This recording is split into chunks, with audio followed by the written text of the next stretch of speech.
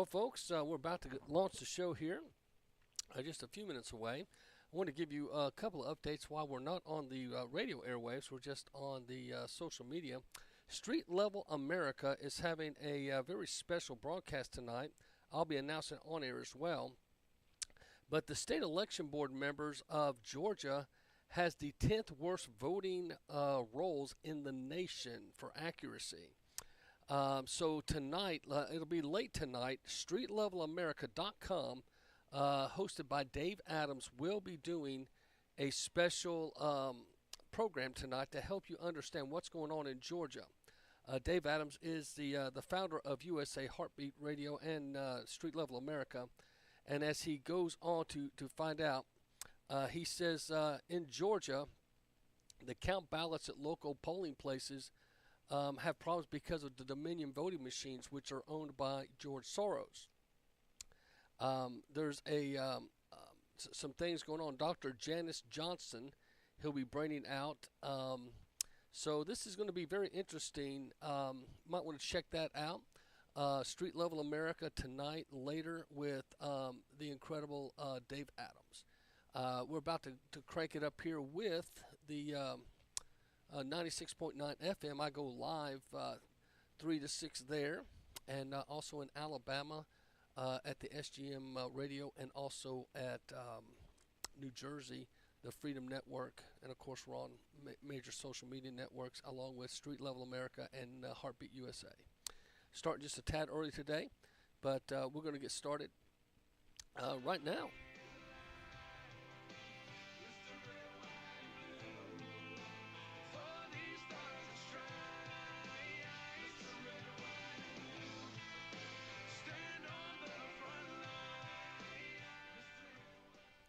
Welcome, my friends. This is Macil Duncan, and welcome to the Macil Duncan Show. We are so glad you're joining us today. I will announce early here that tonight there will be a special program on Street Level America. State election board members in Georgia have the 10th worst voting rolls in the nation. Dave Adams will be reporting on this tonight. He has gathered some very important information how the Dominion voting machines, which are owned by George Soros and his Open Society, and Governor Kemp, right before the midterms and now before 2024, has retooled and upgraded with Dominion voting machines. I think a lot of folks are discouraged in Governor Kemp. And I got to remind you about Governor Kemp, if you don't remember, during COVID when things were shut down. And if you remember, Donald Trump, when he was president, shut down one of the major China ports in California. It was called Costco, and a lot of folks thought it was the American Costco, but it was spelled different. You please go do your research. And as he shut down the China Costco because there were fear of drug and human trafficking being here in America, they needed to find a new port, and they did through Georgia. So Georgia became the third largest import of China goods, and that's one of the reasons you see Kemp and his gang not being very friendly with Trump, because Trump tries to show a friendly game, but him and China, they're playing chess with each other the whole time Donald Trump was president. And so if you go look, there's several commercials where Kemp is doing speeches in China with the China flag behind him, saying "Welcome to the Peach State." You guys remember? You've seen them all over the internet. So the good thing is, I think Kemp's out of. I think is he term limited out? I think someone told me that. Anyway, and I think what's interesting there is, don't forget when Kemp first ran, it was Donald Trump that bailed him out and helped him win his first term. And he barely beat Stacey Abrams, which she later did not concede, if you guys remember. But she made a sweetheart deal, because I've reminded you this on my show before. Stacey Abrams got to give the first Democrat rebuttal at Donald Trump's first address to the nation. Do you guys remember that? When Donald Trump won in 2016, he became, of course, the president in 2017 in January. And after his first State of the Union address, usually the Democrats pick one of their top leaders to give the opposing view, if you will, to the party that just spoke. Stacey Abrams, who has never won an election, who has never held an office, somehow was given that opportunity. I've always wondered why. What did Stacey Abrams do to get that opportunity? Because it's very rare that you see them do that, but they did. And so, just FYI, in case you didn't know that, I love to remind you guys of things that are fact jacks, if you will, just so you can kind of stay up on what's going on. Well, we've got Mayorkas reports supposedly that the border's secure, and we've got good things coming as far as border crossings. See what you think of this. Homeland Security Secretary Alejandro Mayorkas says U.S.-Mexico border crossings have fallen materially since President Biden signed an executive order limiting migrant asylum claims. Mayorkas told a group of Bloomberg reporters U.S. border officials are seeing results and recorded 2,600 migrant encounters between ports of entry Sunday, a major drop since the president announced the asylum changes. According to the secretary, it was one of the lowest daily totals since President Biden took office. Biden's executive order shuts down asylum requests at the southern border when illegal crossings exceed 2,500 a day. Restrictions are lifted once migrant encounters dip to 1,500 per day for a week. Mayorkas says the number of daily crossers has dropped considerably since Biden's action, which the president said was required because Congress wouldn't act on immigration. I have to interrupt the news. Yes, they did act. They sent something up when Mike Johnson was first speaker. It's sitting on the Senate floor.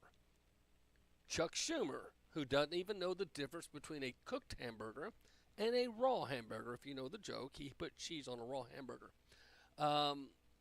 So, interesting enough, they're trying to act like this border crisis is somehow all the Republicans' fault.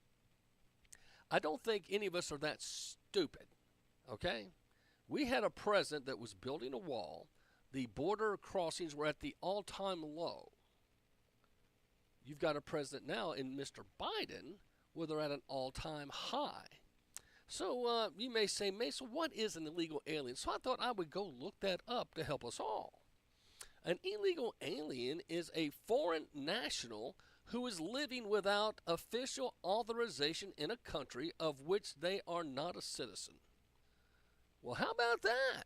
That sounds pretty honest and open.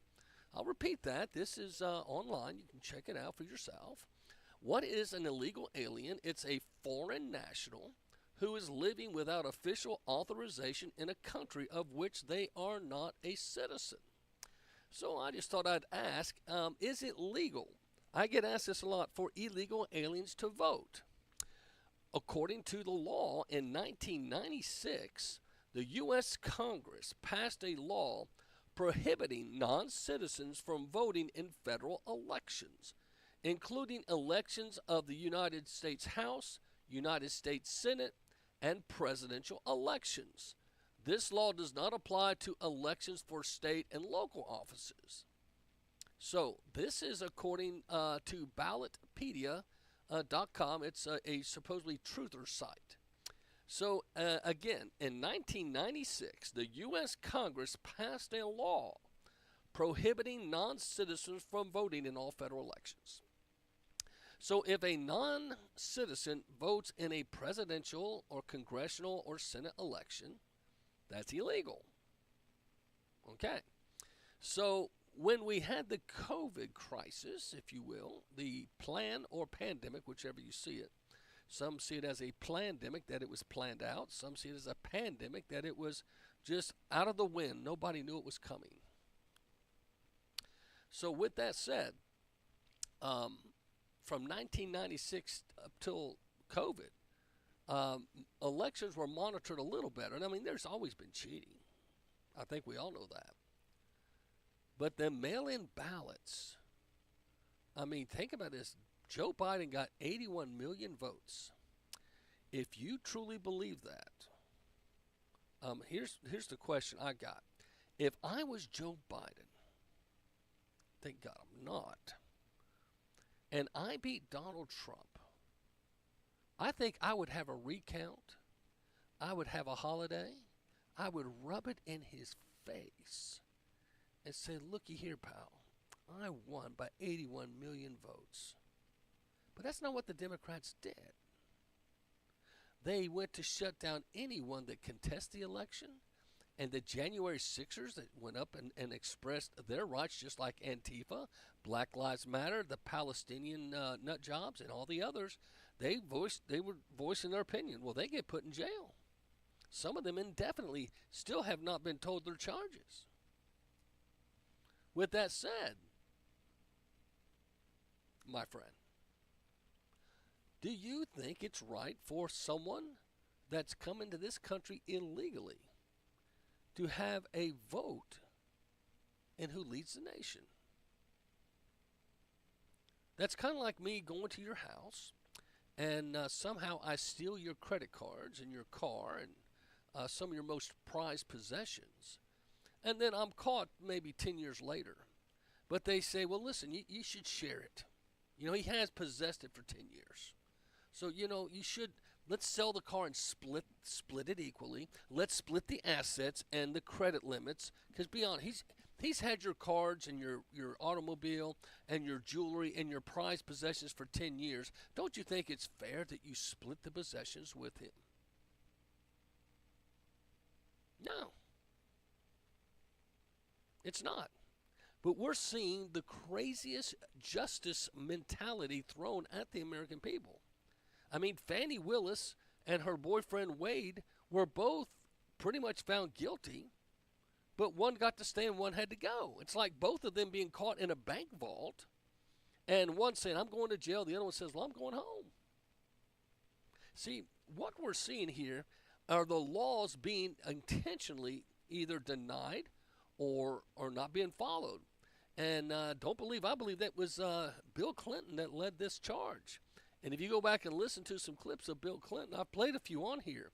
He talked about we need to tighten the border. And so Slick Willie was all for border security. At least he verbalized it.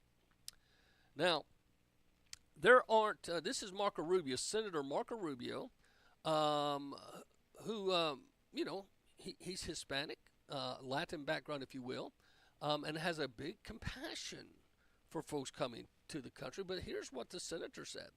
There aren't 20 million, there are, he thinks there's not 20 to 30 million immigrants in the U.S. illegally, but different immigration groups using different methods estimate that the populations are definitely 10.9 to 16.8 million.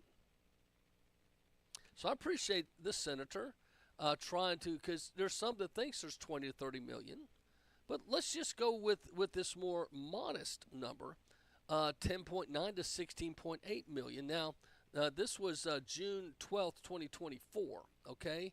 And this is in a more liberal Poynter, P-O-Y-N-T-R article. So the immigration is very interesting. And I'm going somewhere with this. How are we doing on time? In 2017, U.S. Border Patrol criminal non-citizen arrest. How many did we arrest? Well, 8,531 in 2017. In 2018, 6,698. And in 2019, it dropped to 4,269. And then in 2020, it dropped to 2,438. Now, by the way, who was president during that time? Let's see. He lived in New York. Oh, my goodness. It starts with a T. Oh, my goodness. What was it? Oh, Donald Trump was president. That's right.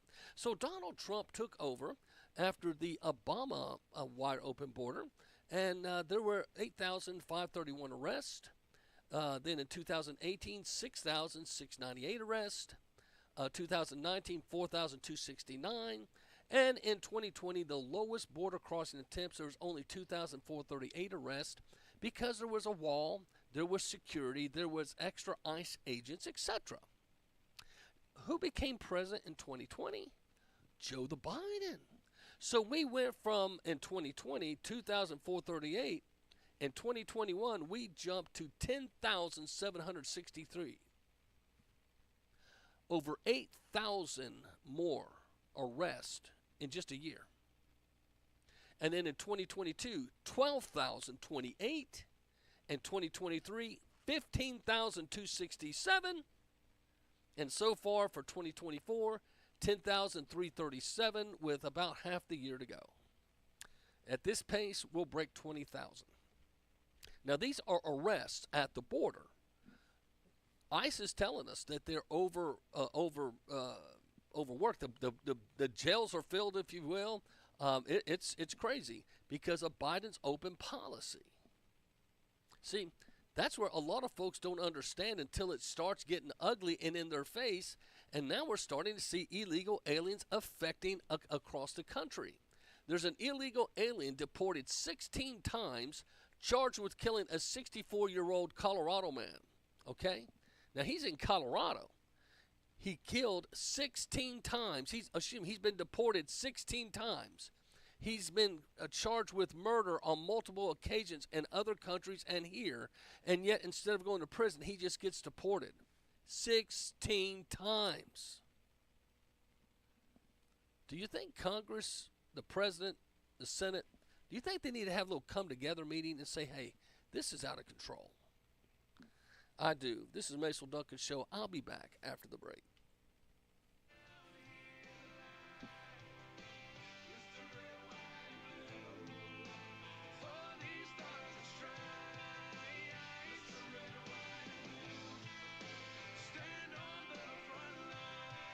Hi, this is Rob Mitchell, Rutherford County Assessor of Property, and I love to listen to the Macil Duncan Show because it's one of the few places that actually tells the citizens the truth about what's happening in their community and in America. I know that when I listen to Macil's show, I'm hearing the truth, and I'm hearing an honest man give an honest opinion. Thank you, and God bless you. Do you love God and do you love America? If you do, you're going to love this radio show, the Macil Duncan Radio Show, weekdays 3 to 6 p.m. Right here at Destiny Life Media, 96.9 FM. You can also hear the show live and archives of the show at streetlevelamerica.com and usaheartbeat.com. Also hear it at macilduncanradio.com, Rumble, X, Truth Social, Facebook, and more. And we're working on growing the show nationwide. The Patriot Pastor of Apposon Baptist Church, he is Macil Duncan on the Macil Duncan Radio Show. You have heard it said that you need to use your talents to expand the kingdom of God, right? Maybe you have a special talent in music or art or media production, and you'd like to be mentored and you'd like to know how to use that to expand the kingdom of God. Metro Tabernacle Church has a week-long camp, July 21st through the 25th, specially designed for middle and high school church students to grow in their talents and build community. Students will select a specific track for the week, collaborate with peers in their selected area, produce music, art, dance, and participate in a showcase at the end of the week, highlighting those creative skills that they've learned and the hard work they've done. For more information, you can call the church. Call the church at 423-894-3377. That's Metro Tabernacle Church in Chattanooga. 423-894-3377. We are growing better together all the time. Those are the words of Dr. Steve Ball of Metro Tabernacle Church in Chattanooga, Tennessee. One of the ways that they grow is with life groups. It's very important for you to get connected in a small group so you can develop relationships and hold each other accountable. Dr. Ball says they believe that Metro Tab is growing larger and smaller at the same time. Life groups are an important part in developing relationships with others who share your interests and are dealing with similar life issues. Why don't you get connected? Check out life groups and the many other offerings at Metro Tabernacle Church in Chattanooga, Tennessee. They want to be involved in your life. The address is 2101 West Shepherd Road, just off Highway 153 at the airport exit.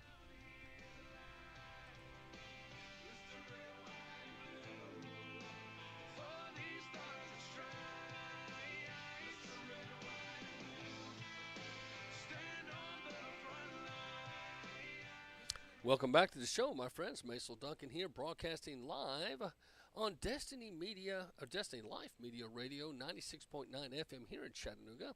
Also on SGM Alabama, the Freedom Network in New Jersey, as well as USA Heartbeat and Street Level America. We're in 32 states, now Mexico, Canada, and multiple other countries. And thanks also to the Macil Duncan Radio Network. You can go to Rumble, X, Locals.com, and of course Facebook and Instagram and check out the show. This is kind of new stuff here that came to me today about an hour before the show. I had a dear friend of mine.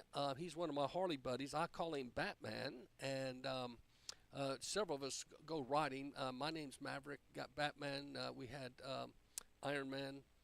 We all took superhero type names. Anyway, Batman lost his job today at Volkswagen. That's right, Volkswagen, who just voted in the union after many failed attempts. They finally voted in the union at Volkswagen, and guess what happened? They just let 50 people go today, and more are coming. Volkswagen is not selling right now. Of course, moving to the electric EV vehicles has been a failure. But on top of that, when you bring in a union, which all you guys were thinking, oh, it's going to help us, it's going to benefit us. Well, at some point, because they used to do a thing at Volkswagen called profit sharing. And when you were there, by the way, that's gone too. When a company like Volkswagen comes in and tries to be kind and do profit sharing and bonuses and etc., they're doing that to try to let the workers know they're appreciated. Well, then when you want a union to come in, well, guess what? You've got to pay union dues out of your paycheck, but it also demands that Volkswagen pays a portion of the union dues. So where does that money come from? They don't have money trees in the backyard. So they have to let people go. So those of you that voted for a union, you just cost 50 people their jobs, and more's coming. So all of you union lovers, I hope you're happy, because it just might be you next. I'm not happy with this, because he's a good friend of mine. I'll play this to calm down. You will no longer be able to use artificial intelligence to order your Big Mac, at least for now.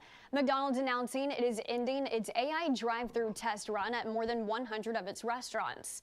The fast food chain had partnered with IBM to create its so-called automated order taker, which involved voice-activated ordering using AI to expedite the customer experience. However, reports say customers complained the chatbot got orders wrong and the tech had trouble interpreting accents. McDonald's saying it will be looking to explore voice ordering solutions more broadly in the future. The AI drive-thrus are set to be shut off by the end of July. So that's very interesting that you're seeing that kind of, I guess, AI. They're trying to push that on us pretty quickly. And they're having lots of problem with AI. Don't forget the Gemini AI had to be shut down.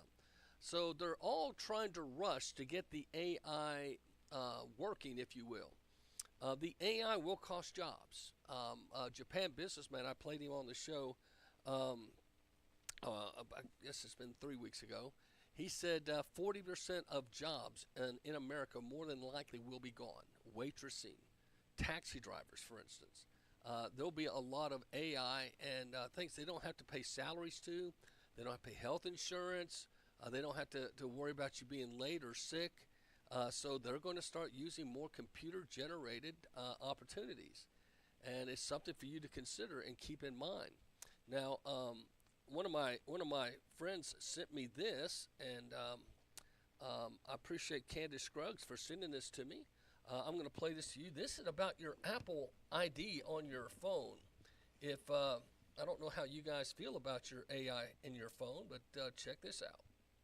Every text message and track you and your family. To even analyze every photo you take, so when you describe the photo to Siri, it will be able to recognize it, edit it, and even post and send it. With even one of the co-founders of OpenAI, Elon Musk, saying this could be such a violation of privacy that he will not allow the phone even inside his company building. Yep, a code red warning for everyone's life has just been set, and if you have an iPhone, get away immediately. People were terrified after Daily Mail announced a new horrifying AI update with an in iOS 18, it will not only track and watch you, but your friends and family are in severe danger too, even if they don't have an iPhone. With Apple stating that the new update will have a new Siri, where it will use the front-facing camera to be able to track and analyze your eye movements to see what you're looking at and what you're thinking 24/7.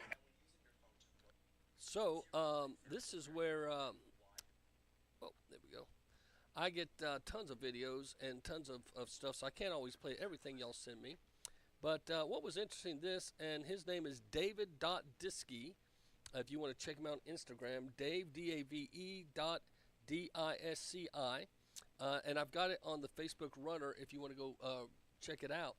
But he's claiming that it's so intrusive that the AI, even when you have your phone off, the camera's on. It's going to watch eye movement. It's basically a peeping Tom. I've told you all that these things are peeping Toms. So the other thing that just came out in the Daily Mail as well, they're really evidently got an issue with Apple, maybe, I don't know, but Apple is shutting down a popular feature just a year after launching in a major blow to iPhone users. And I don't know if any of you are used to this feature, but Apple has shut down a popular feature just 1 year after launching it in a major blow to iPhone users. The tech giant pulled its Buy Now, Pay Later plan, known as Apple Pay Later, which let users take out loans to purchase up to $1,000 and pay off the borrowed amount in 4 installments across 6 weeks. While the option is no longer available, customers who have existing loans won't be affected. So, interesting enough, iPhone is doing away with that special feature, Buy Now, Pay Later. Their AI is so intrusive that Elon Musk will not allow an iPhone on his properties. If you go to Tesla or one of his properties, they check if you have an iPhone, it will not be allowed in the building. So this is interesting. Now the reason I bring this up is don't forget our own government banned TikTok from being on government phones because they claimed that TikTok was a direct line to China. Many folk think Facebook is a direct line to NSA America, Secret Intelligence, because of DARPA. If you've done the research, you probably know what DARPA is, but DARPA was an attempt by the federal government to have a picture of every citizen, to know basic profile information, your likes, your dislikes, like maybe your favorite color, your pet names, etc., family members, and then DARPA supposedly was deleted the day that Facebook launched. And now we all give it up very willingly. And sometimes you play these games and you think you're playing these wonderful games when I ask you your cat's name growing up, and all these things that are usually used for your bank accounts and your safety features when you're picking passwords. Be wise, my friend. Be wise. So with that said, you've got a lot of discrepancies coming up. So I just mentioned how here in Chattanooga, Volkswagen just laid off 50 today, and they said more's coming. Duracell Battery up the road, their plant laid off people. A good friend of mine lost his job a few months ago. So there's a lot of companies laying off. There's a lot of people pulling back. Our food pantry, we help feed the hungry. We're feeding people that they're coming to us because, hey, their hours have been cut, they've lost their jobs, or one of the spouses has temporarily lost their job or had their hours cut back and they need the food supplement. So I'm telling you now, it's going to get worse. I personally believe it's going to get worse. Not only that, there has been talk of civil war. I'm not an advocate of that, but I'm just telling you, for it to talk about, they just had a movie about it, and Canada just promoted, and you can go to the Detroit Times and read about this, how to prepare for if we had a civil war, how to protect your assets, etc. Why would they be putting articles in major newspapers across the country about this if they weren't trying to plant it in our minds with a movie media, and then you've got Canada planning what if America had a civil war? How would they respond? Interesting, is it not? So you've got people thinking the worst. I even had a church member come up to me the other day, a few weeks ago, and said, do you think we're headed to civil war? And I don't know what to tell you. I mean, 4 years ago, I would have said no way. But now, people are getting jacked up on stuff. They're getting folks pretty angry about things. And people, and I don't know if you saw, there was a shooting at a McDonald's. A lady got upset. They got her order wrong. She broke out a gun and started shooting in the window. Now, that's crazy. But it's happening. It's happening. And I think a lot of Americans are saying, hey, I'm not sure if I'm happy with the America I'm living in. It's not the America I grew up in. So you're going to get enough folks upset. And it's right here before a presidential election. They do the racial divides. They do the religious divides. They do the financial divides. All the things. Just be careful that they're not playing you like a fiddle. I'll be back after the break.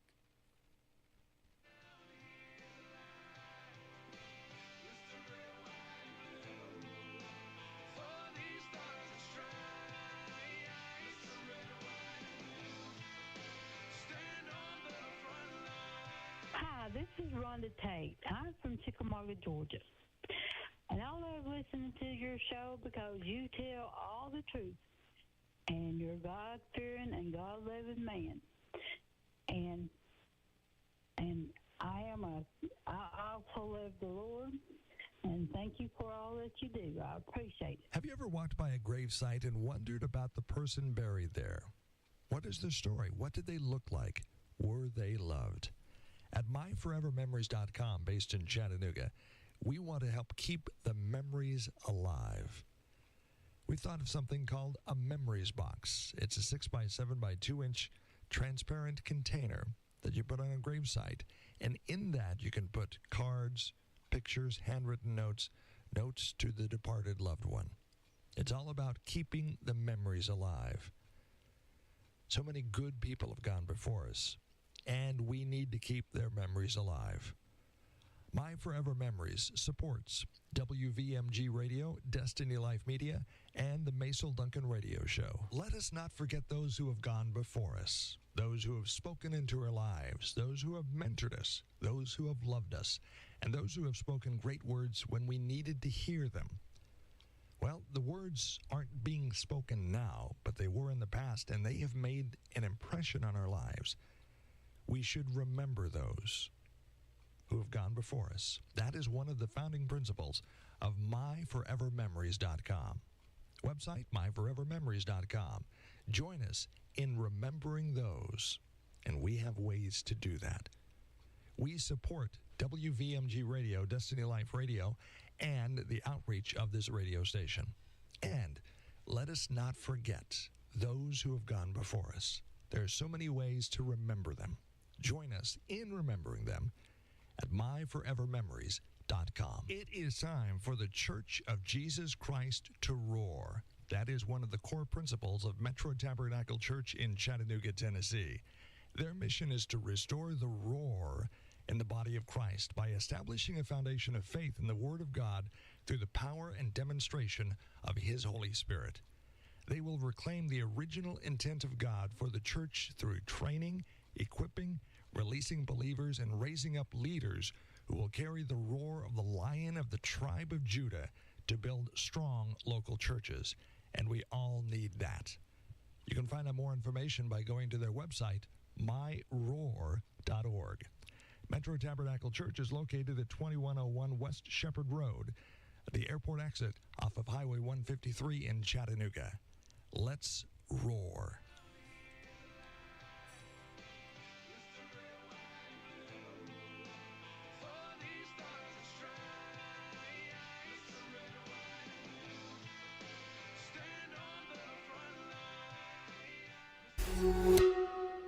Even for those who have insurance, medical bills can rack up fast in the event of an emergency, and that can quickly land you in debt. That's the reality millions of Americans are dealing with, and why medical debt forgiveness has become a priority for some lawmakers. And a new poll shows a majority of Americans are all for it. The latest polling shows about half of Americans say it's extremely or very important for the U.S. government to provide debt relief for those who have yet to pay off their medical bills. The poll found support for medical debt forgiveness is especially high in cases where a person was the victim of healthcare fraud, like being wrongfully billed for services. But that's not the only time Americans think relief should be granted. 59% of those surveyed said medical debt should be forgiven when the patient has made on-time payments toward an existing loan for 20 years. And 56% call for forgiveness if a person has large amounts of medical debt compared to their income or is experiencing financial hardship. And while reducing student loan debt has been a focus for President Joe Biden, the poll found Americans are more likely to say medical debt relief should be a government priority. Comparatively, about 4 in 10, or 40% of adults, said it's extremely or very important for the government to provide student debt relief. I'm Kara Rucker for a... So that's interesting. People are wanting their debts paid, and I think it's a reflection. The COVID-19, everyone liked those stimulus checks. Let's be honest. There's a lot of folks that did not want to even go back to work. And you had places, I know several restaurants in town that told me they could not open their lobby. They could not get folks that wanted to work. It wasn't until the stimulus checks actually stopped that folks actually, started realizing, hey, I've got to go back to work. But it's an easy thing to talk about, but it's not an easy thing necessarily maybe to do. And so I think the thing that we have to consider as citizens is, when is enough? Now, there's an article that came out in the Gateway Pundit. The bottom 20% do almost no work, and you pay for them. How the low-income bracket drains the taxpayer. So when you pay taxes, remember that the bottom 20% of income earners do almost no work. They do not pay taxes and receive government aid. The next lowest 20% pay minimal taxes, but also receive government support.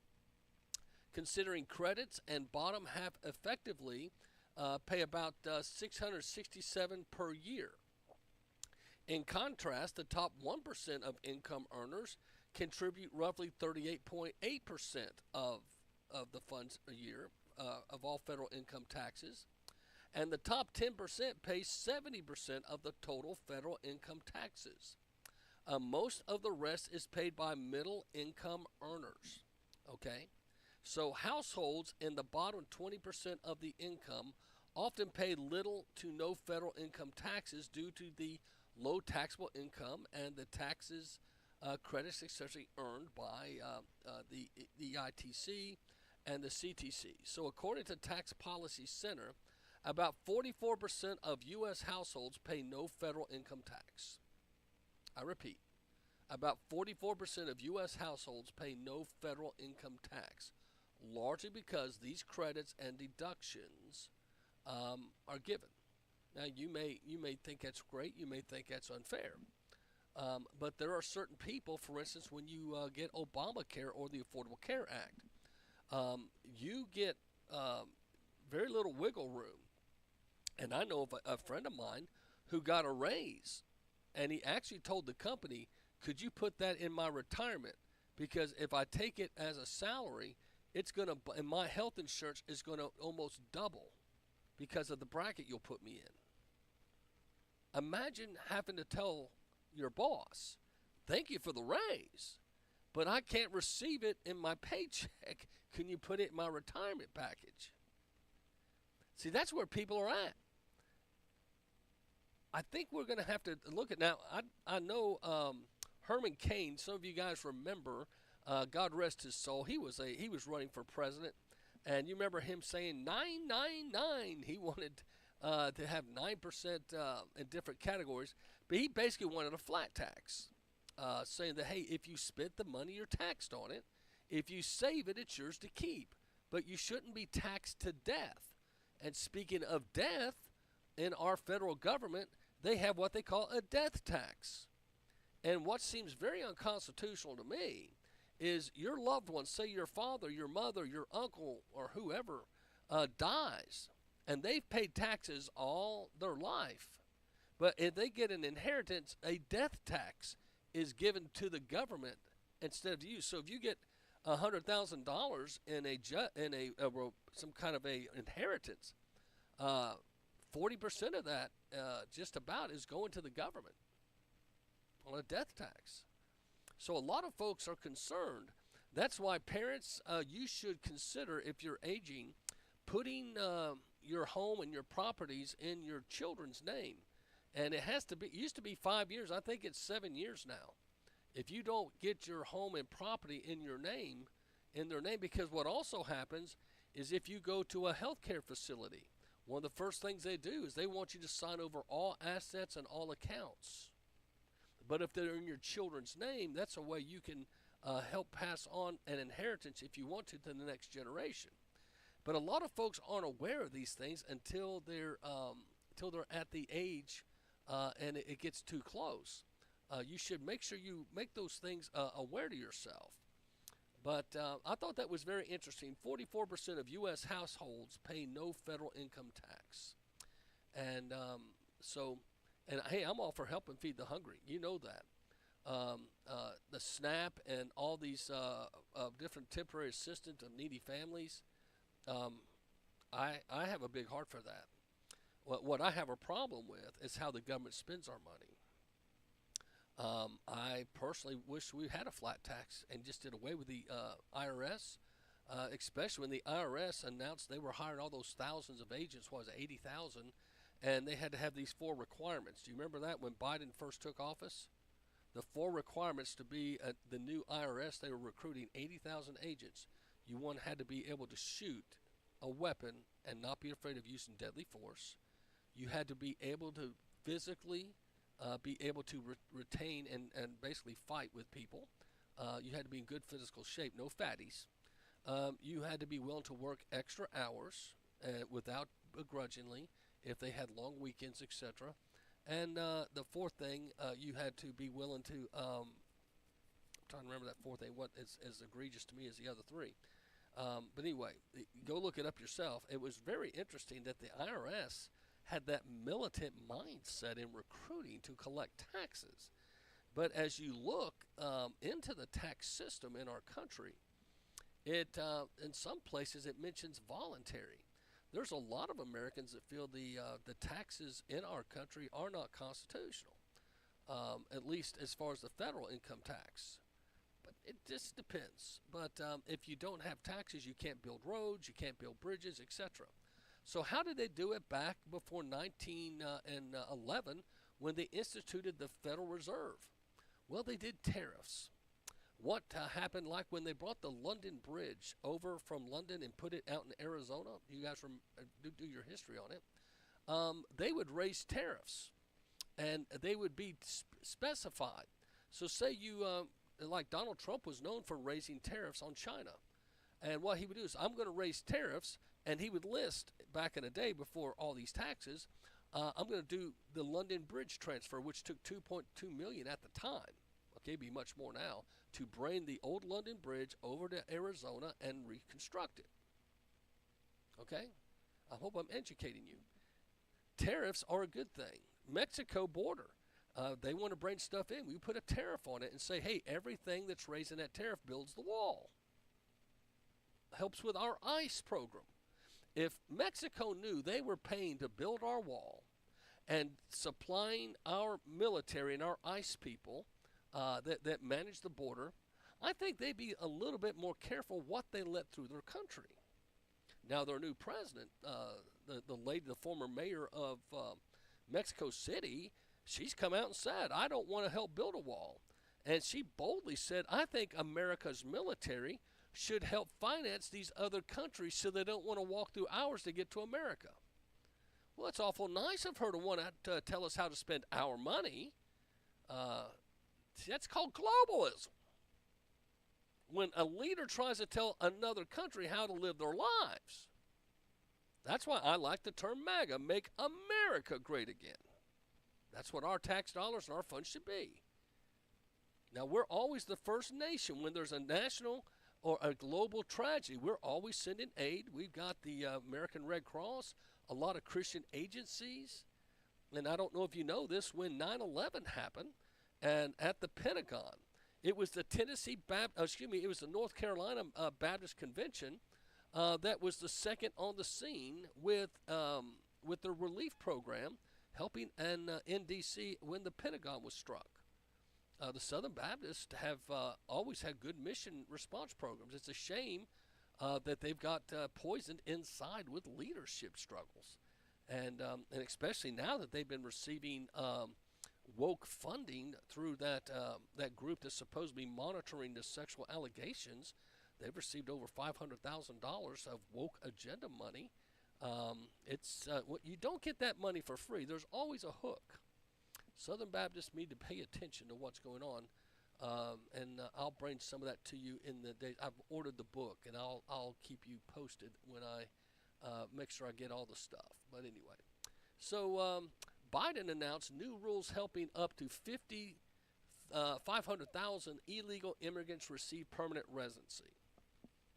Now, this is going to be interesting. We'll talk about it when we come back after the break. Macil Duncan has wrote a book, that's me, Move Your Mountains, Learn the Journey of Faith. Just had a couple of folks from overseas that bought the book and sent me a kind remark. Thank you very much. Move Your Mountains, Learn the Journey of Faith. I hope it helps you with your walk with Christ.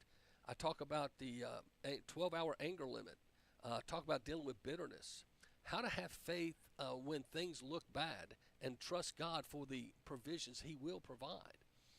So it's interesting stuff. I hope you enjoy the book, Move Your Mountains by Macil Duncan. You can order on Amazon's, Barnes & Noble's, Books A Million, Thrifty Books, wherever you get your books. I'll be back after this break.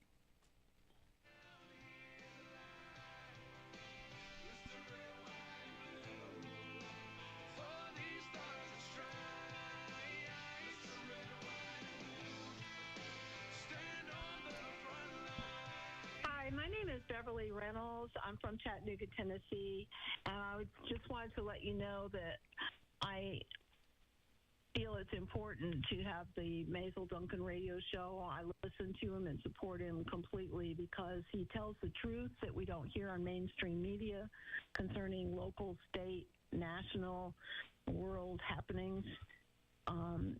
He talks about our nation that was formed as one nation under God with the inclusion of individuals' God-given rights.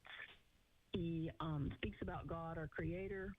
He talks about our Constitution that guarantees those rights. And the people need to get involved in their freedom, liberty, and regaining and retaining and protecting their constitutional rights. So I believe everyone should hear his show. They should get involved, whether it's physical, it's prayer, whatever. They need to get involved and pay attention to what's going on, and he's putting that word out there. He's a true Christian patriot, and I wish all Americans could hear his show. Thank you. My phone number is 423-305-5944. It is time for Christians to roar, to make a difference in the community. That is the belief of Metro Tabernacle Church and Dr. Steve Ball. They have the School of Roar. The School of Roar is hosting a summer 2024 The Prophetic. Classes open to everyone, and registration is free. Do you want to learn how to work more in the prophetic? Attend one of the class schedules. Registration deadline June 2nd. There will be a class Tuesday, June 18th at 6:30 p.m. and one again July 16th at 6:30 p.m. You can register at the website metrotab.net or myroar.org. That is myroar.org. It is time for the church to roar. 917society.com, led by Joni Bryan from Nashville, funds the National Education Order 108447 in 1959 that declared Constitution Day in public schools, and that's something we sorely need. More than 1 million kids last year got a free copy of the Constitution, and this year's goal is 2 million kids. Imagine that. The Constitution in the hands of 2 million American kids. On September 17th, all public schools are to distribute and educate students on the Constitution of the United States. If you'd like to help out, 917, that's 917society.com, led by Joni Bryan of Nashville, Tennessee. And remember, the goal this year, 2 million copies of the Constitution in kids' hands. And you can help. Again, the website, 917society.com.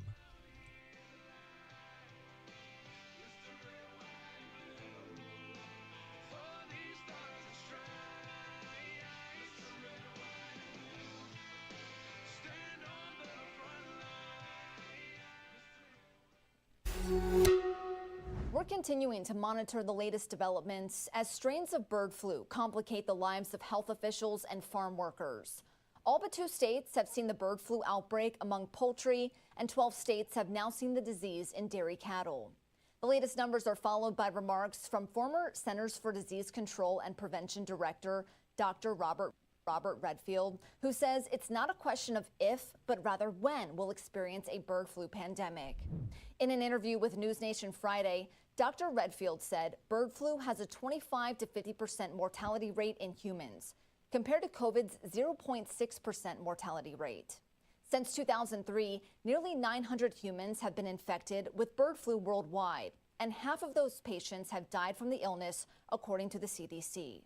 Since January 2022, bird flu H5N1 has been detected in nearly 97 million birds in both commercial and backyard flocks in the United States. So that's the new scare tactic. It went from COVID. That didn't work because 73% of Americans refused to take all the shots. Now, some took the first, but when they wanted to have an 80 percentile, that you took the first 2 shots and the 3 boosters, and that did not happen. Bill Gates speaking at Davos, if you guys remember back in January last year, was very upset with Americans. He said, we set them back in their world agenda. And I say to that, Bill Gates, we really could care less what you have to say. But now it's the bird flu, and is there a presidential election? Oh, yeah, we need another thing to scare you from the polls. So now it's 97 million birds in the United States have this mysterious, what they call it. So it's, I don't know. You guys do what you want, but, I think after the last little scare tactic, I think a lot of folks are saying, I don't know if I truly believe all that they tell us, because that trust the science is blowing up, especially when Dr. Birx, remember the scarf lady that was next to Ouchie Fauci and Pence when they did the daily updates? Dr. Birx mentioned in her book that the virus came to America in a box from China. Her words, not mine.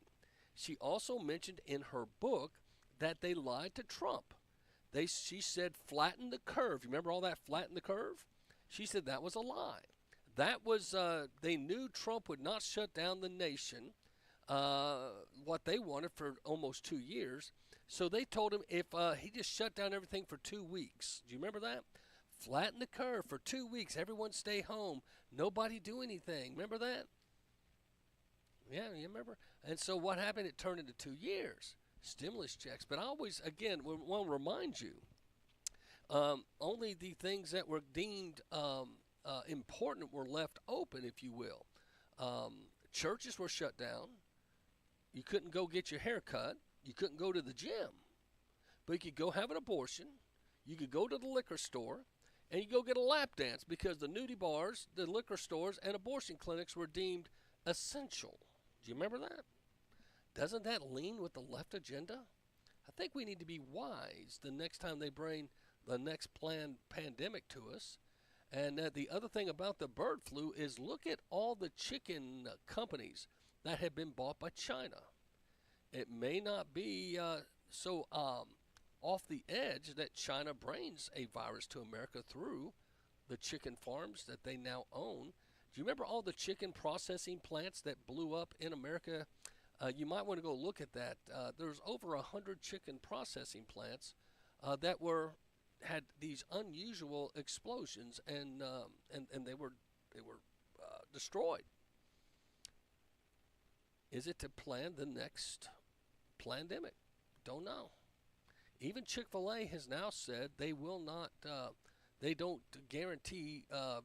They used to guarantee chickens that have not been shot with any kind of steroids or any kind of shots, whatever you call the different shots. Now they've actually admitted they buy the chickens, and if you notice, the chicken sandwiches look a little smaller.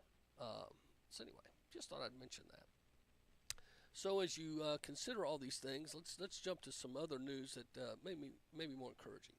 After winning the NBA championship, the Celtics, congratulations to the Celtics, by the way, head coach puts on a T-shirt, and the T-shirt reads this: "But first, let me thank God." And he put it on, and I think the media did not know what to do with this. Boston Celtics head coach Joe Mazzulla donned a shirt that read but first, let me thank God, and moments after winning the NBA championship. So he obviously had this pre-planned. Mazzulla, who has not been shy about sharing his faith, immediately removed his coaching shirt and revealed his God First shirt underneath after coaching the Celtics to a 106-88 victory over the Dallas Mavericks.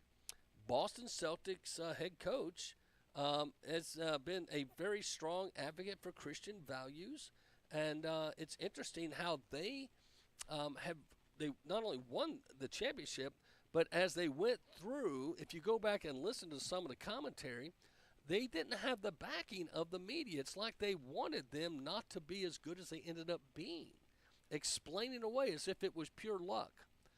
You got to wonder if some of that ESPN very left-leaning people wanting to say, we don't want Boston winning because this coach is going to give God all the glory, which he did. And so, way to go, Coach. Pastor, salute to you.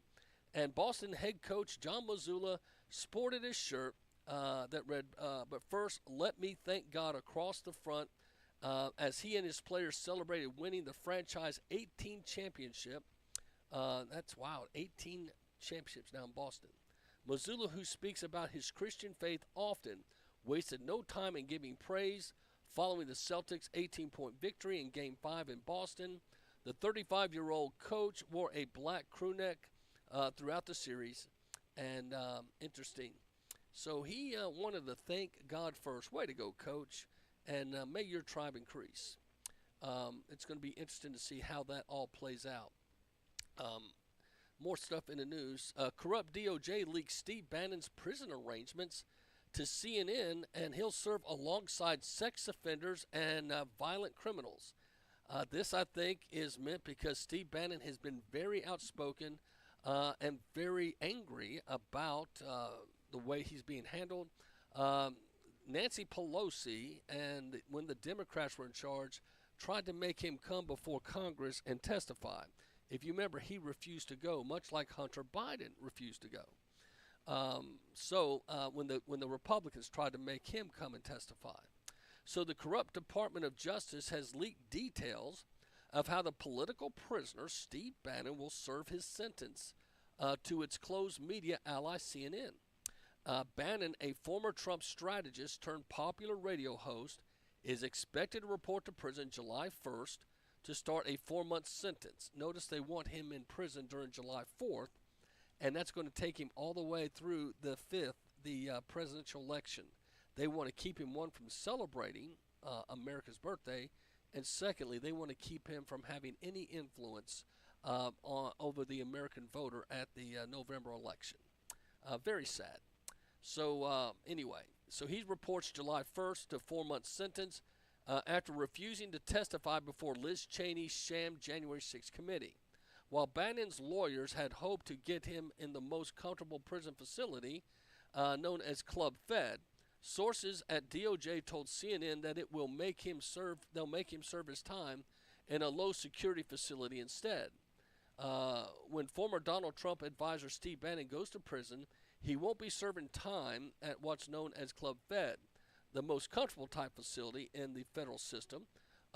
He will have to go to a place where there will be some rough people.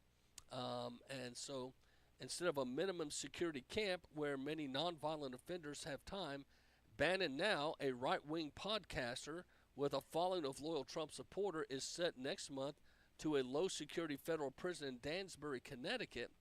And this place does have sexual offenders and other aggressive people that are multiple offenders and could pose a threat to the talk show host if something happened. More than 1,000 male prisoners are in the Danbury facility. Its much smaller adjunct prison camp for women was immortalized in a former prisoner's memoir that inspired the TV show Orange in the New Black. And I don't know if I've not seen that movie, but evidently it painted the prison life pretty dismal there. So he said, "Hey, I served my country on a Navy ship. I'll serve my country as a political prisoner in a federal prison for a misdemeanor," he said at the time. "I don't bat one eye. I'll do whatever it takes to win this revolution, whatever we have to do." That was Steve Bannon. So I don't know what you think, my friends. You may not like Steve Bannon.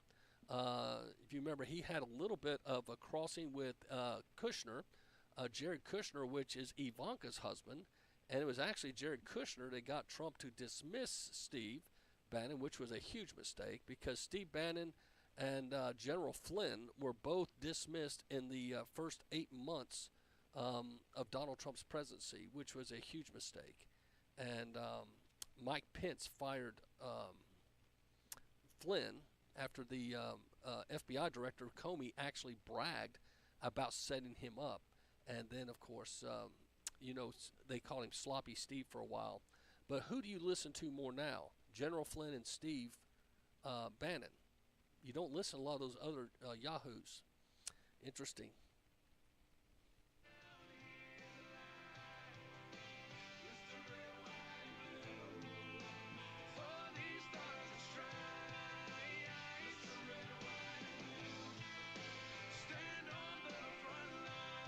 Hello, my name's Dave. I'm a Vietnam veteran and live in North Georgia, not far from East Ridge, Tennessee. I like listening to Patriot Pastor Macil Duncan. He keeps up with fast-moving news, which keeps me on the cutting edge of information that we all need to know. I like the music and stories he has. I like that he helps the homeless folk, and we could all help with that. I love God, and America is my country. Thank you for all that you do. Goodbye. Jesus said, "You do it unto the least of these, and it's as if you were doing it unto me." There are many hungry people in our communities. The Appleton Food Bank feeds over 3,000 people every month, and they could use your prayers. In these troubling times, the number of clients they are serving is increasing. You can make a donation today. Go online to appisonbaptist.com. appisonbaptist.com. Food drives, prayers, financial donations, all help. They have rented 2 old grocery stores. They're open 7 days a week for donations, and they distribute every Monday and Friday. The motto at Appleton Baptist Church is taking Jesus as he is to people as they are. And you can get involved and help feed the hungry. Go to the website, appisonbaptist.com. You know, there is someone hungry in your world tonight. So as you're seated tonight at your dinner table, enjoying the mashed potato and steak off the barbecue grill, remember that there are many people in our communities, in our world, that are not as fortunate as you are. So please consider donating your time, funds, and food to your local food bank or food pantry. And as you enjoy the barbecue tonight, please remember them. Check on the widows, elderly, and the orphans as well. You can donate in the Appleton, Tennessee area to Appleton Baptist Church. They have a food pantry there that would love your support. And there are many food pantries all over America. We need to feed this nation in more ways than one. But one way that we can literally feed them is with food. Get involved and make a difference. Do you love God and do you love America? If you do, you're going to love this radio show, the Macil Duncan Radio Show, weekdays 3 to 6 p.m. Right here at Destiny Life Media, 96.9 FM. You can also hear the show live and archives of the show at streetlevelamerica.com and usaheartbeat.com. Also hear it at MacilDuncanRadio.com, Rumble, X, Truth Social, Facebook, and more. And we're working on growing the show nationwide. The Patriot Pastor of Apposon Baptist Church, he is Macil Duncan on the Macil Duncan Radio Show.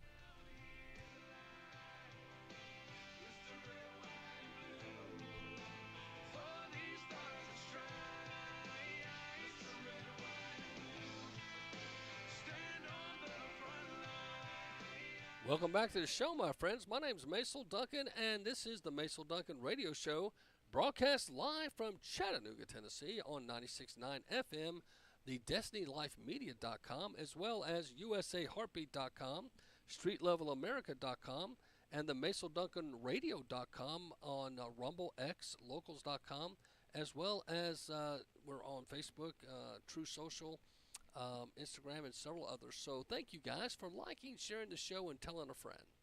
Well, LA schools districts are joining the growing number of schools considering a cell phone ban. Interesting.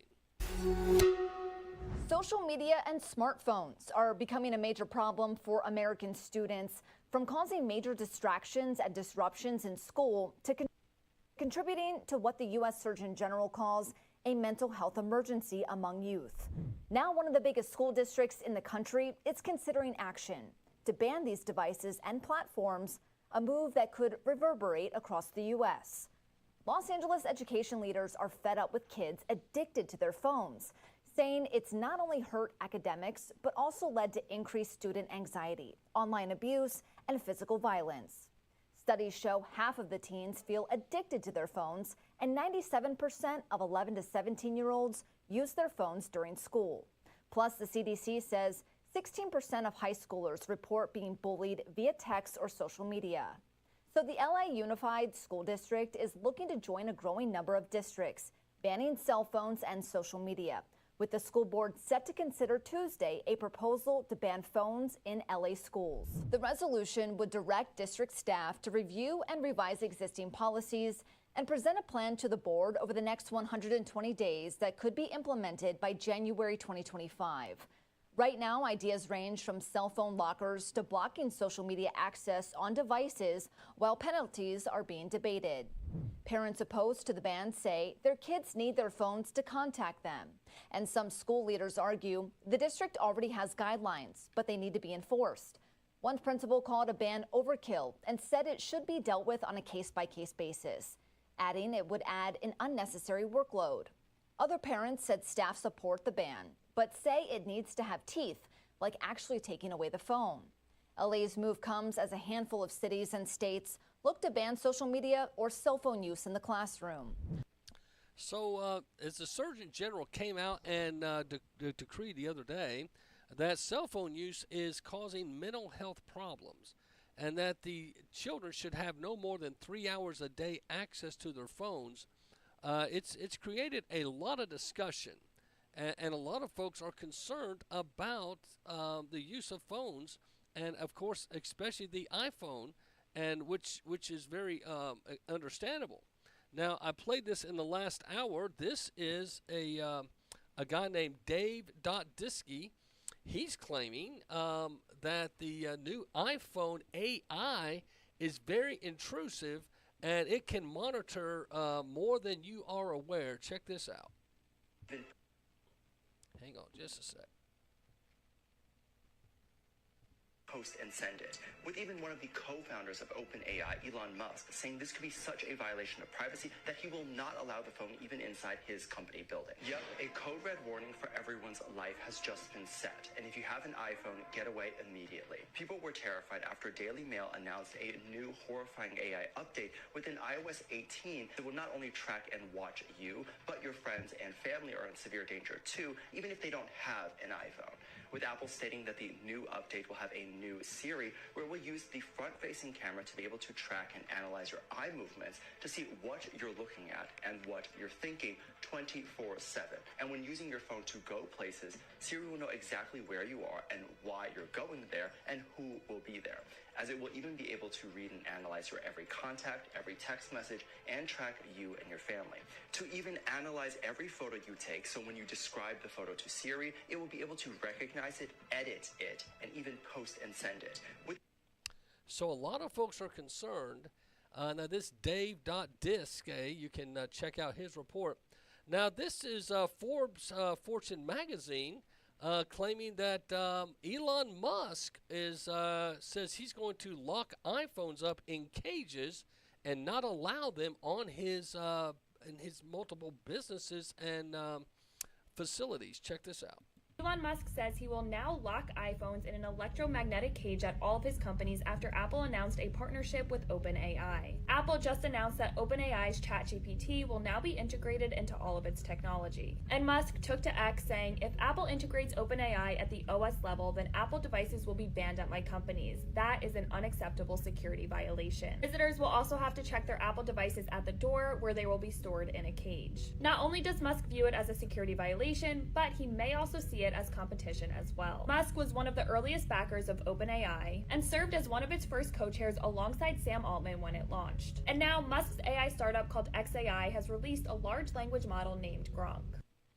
So Elon Musk has also gone on the record, I shared this yesterday, as saying that humanity is at risk. He says you need humans to have humanity. And he's saying with the AI push that's coming, there's going to be a huge risk. It's going to cost jobs. He goes, American families need to procreate. And I've said this before. If you just could not be a Democrat or Republican just for a second, just be an American, okay? Be a Christian American just for a moment and see what they're doing. By pushing the homosexual agenda, the transgender agenda, those are two lifestyles that can't procreate. Savvy? And especially when they're pushing kids having these sex surgeries. Now, I shared with you yesterday, Germany's government just released a study that they did from 2013 to 2023, a 10-year study, claiming that 68% of children that go through any kind of gender dysphoria within 5 years tend to revert back to the gender they were born with, and that most of this is because they're being exposed to things in school by teachers or folks with agendas. Therefore, 68.9% tend to just revert back to the gender they were born with. Now, here's the thing. If you talk kids into having these sexual surgeries, they're irreversible. And when children have these sex surgeries at Vanderbilt and the Texas Children's Hospital and all these others around the country, you're having problems. Just like that, now that doctor down in, I think it's in Texas, he's now facing 10 years in prison because he revealed secret surgeries that were going on even after the ban in Texas was on. What's going on in Texas? They went after Ken Paxton, the attorney general, when he tried to go after the secret sex surgeries on children. And remember, then the GOP showed us they can move fast when they want to. The GOP, that's the fastest the GOP's probably ever moved in my lifetime on an issue. Within days, they had Paxton, if you want to call it, suspended, and they were trying to get him fired. Do you remember all that? He survived it. And of course, now he's back in his office, Attorney General, and I think they're a little concerned because now he has the full weight of the Attorney General of Texas, and I think he's got Governor Abbott backing him. But if I was Donald Trump, that would be my Attorney General. I would say, hey, Ken, clean up Dodge. Democrat, Republican, Independent, Scooby-Doo party, whatever. Get all the junk out of here.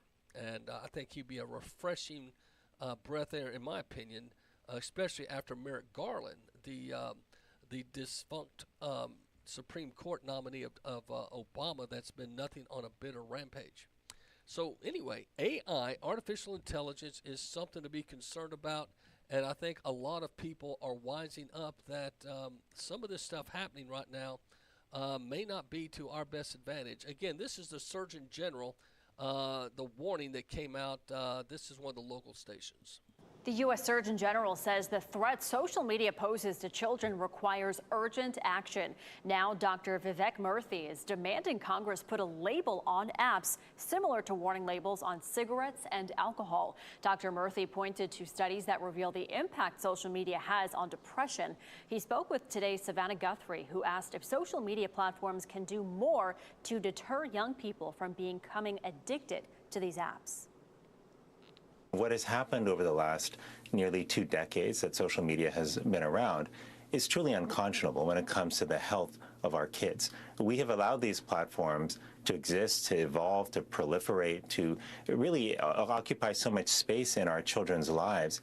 And our kids themselves are telling us about the mental health impact. You know, I've just finished a college tour where I spent time with young people all around our country, and they brought up social media in every engagement we had, talking about how it makes them feel worse about their body image, how it makes them feel worse about their lives as they're constantly comparing themselves to others. But here's the thing, Savannah, many of them say that they can't get off it because the platforms are often designed to maximize how much time our kids are spending on them, and despite the fact that many of them are experiencing harm.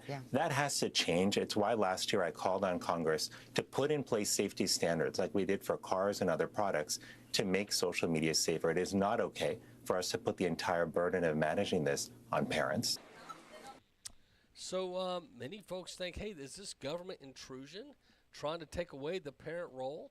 I don't know, but they went on to say how smoking's dropped tremendously since they put the warning labels. And so that's pretty much what they're talking about. Now, Apple is shutting down a popular feature just after a year of launching it. It's called Buy Now, Pay Later. This was a feature that you could go to Apple and up to $1,000, pretty much a interest-free loan, and you can make 6 payments of installments. But Apple just canceled that program. Now, if you currently are in the program, you can pay off your debts, but they're not allowing any new loans in the Apple Buy Now, Pay Later. That has been canceled by the iPhone industry. Very interesting, is it not? So I think that's something for us to just keep in mind and understand. We're not always going to understand everything that's going on in the country, but I believe technology is something that we're all sitting around going, I cannot believe the moves that they've made and the advances, which some are very amazing. But like I said, Elon Musk issues an urgent warning to humanity. Without humans, there's no humanity. Procreate and talk to your kids. Good lesson, Mr. Elon. I'll be back after the break.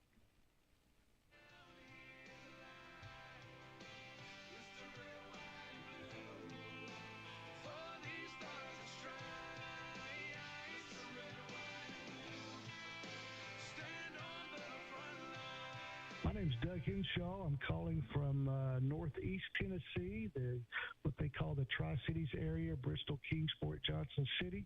I live in a little town called Elizabethton, and I listen to the Macil Duncan show, number one, because he approaches everything with a biblical worldview in mind, and by saying that, I mean he really seeks and researches to try to find the truth about a matter, and the motivation of why people do what they do, and just seeks the truth. And his sources are very reliable sources that he depends upon, and he just gives us the world through the biblical lens of a biblical worldview. That's number one reason why I listen to the show. And I love America because of our founding and our freedoms that we share. We live in the greatest country in the world, and we need to really pray and fight for what we have, and to move back towards what makes us great as America, and that is our founding and what we believe in, a belief in God. And so I love the Patriot Duncan show. I listen to it on a regular basis. And I pray for the show and pray for Brother Macil. You have heard it said that you need to use your talents to expand the kingdom of God, right? Maybe you have a special talent in music or art or media production, and you'd like to be mentored and you'd like to know how to use that to expand the kingdom of God. Metro Tabernacle Church has a week-long camp, July 21st through the 25th, specially designed for middle and high school church students to grow in their talents and build community. Students will select a specific track for the week, collaborate with peers in their selected area, produce music, art, dance, and participate in a showcase at the end of the week, highlighting those creative skills that they've learned and the hard work they've done. For more information, you can call the church. Call the church at 423-894-3377. That's Metro Tabernacle Church in Chattanooga. 423-894-3377. We are growing better together all the time. Those are the words of Dr. Steve Ball of Metro Tabernacle Church in Chattanooga, Tennessee. One of the ways that they grow is with life groups. It's very important for you to get connected in a small group so you can develop relationships and hold each other accountable. Dr. Ball says they believe that Metro Tab is growing larger and smaller at the same time. Life groups are an important part in developing relationships with others who share your interests and are dealing with similar life issues. Why don't you get connected? Check out life groups and the many other offerings at Metro Tabernacle Church in Chattanooga, Tennessee.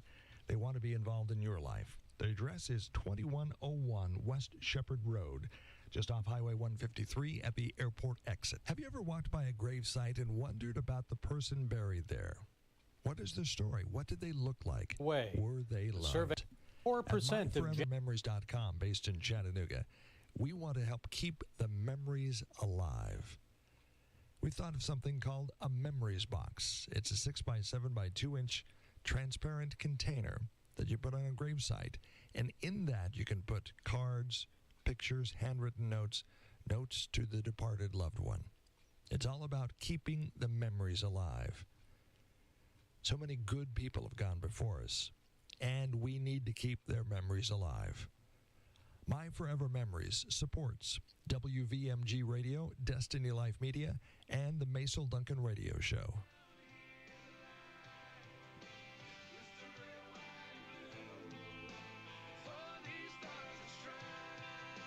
Welcome back, my friends.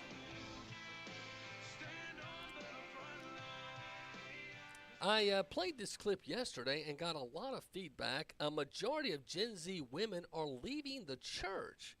54% of Gen Z women are leaving the church. This is an unheard of statistic.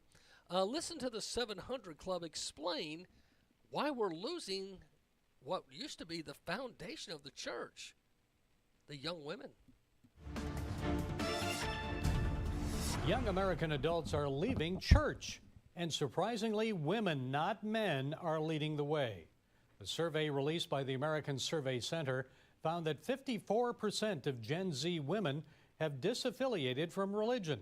That compares to 46% of Gen Z men. Well, joining us to share her thoughts is campus reform correspondent at the University of Florida, Emily Sturge. Emily, it's good to have you with us. So you believe this finding is a result of false narratives about feminism and Christianity. So explain what you're seeing happening both on social media and college campuses. I do, and thank you so much for having me. I think this is a very concerning trend, and I think that this alarming rate of Gen Z women in particular leaving religion has to do with these false narratives when it comes to Christianity and when it comes to feminism. The left and the Democratic Party has sold this lie to young women in my generation, and they've told us that in order to be free in today's society, we need to reject traditional roles like being a mother or like being a wife, and instead focus on our careers and sacrifice our family life. As a Gen Z woman, I've seen how women in my generation have fallen victim to these feminist lies, and I've seen how women around me on my own college campus have completely demonized traditional values, and they've rejected religion as a result. I think the root of this problem runs very, very deep, and in order to understand it, we need to look at the radical lies and propaganda that the modern feminist movement directs at women in my generation. Well, I was astonished to learn that 61% of Gen Z women identify as feminists, and that's the highest ever. 31%, almost 1/3, identify as LGBT. So tell us about your own experience in the classroom. What are professors telling their students about motherhood, sexuality, and marriage? I had one professor, a male professor, who constantly perpetuated this ideology and claimed that women are not equal to men in today's society and told women like me that we're actually oppressed in today's society. I believe this is a classic example of how the left manipulates young women into believing that we're oppressed, and then they go ahead and tell us that in order to be free or in order to be liberated in today's society, we need to reject traditional values like being a mother or like being a wife. We need to reject religion in order to be free. That's why we're seeing so many young women misled into embracing leftist ideology and abandoning their faith as a result. Well, as a result of that, Gen Z is now believed to be the loneliest generation, and many of us boomers thought COVID shutdowns caused that, but I know you believe it's also a result of this indoctrination. So what is the effect on families, on the mental health of young adults? When we look at this trend of young women leaving religion, it's very important to note the mental health implications. Data does show that Gen Z is the loneliest generation and is facing a mental health crisis. Gen Z women in particular report lower mental health than Gen Z men. I think religion provides community, it provides social support, it provides hope for the future.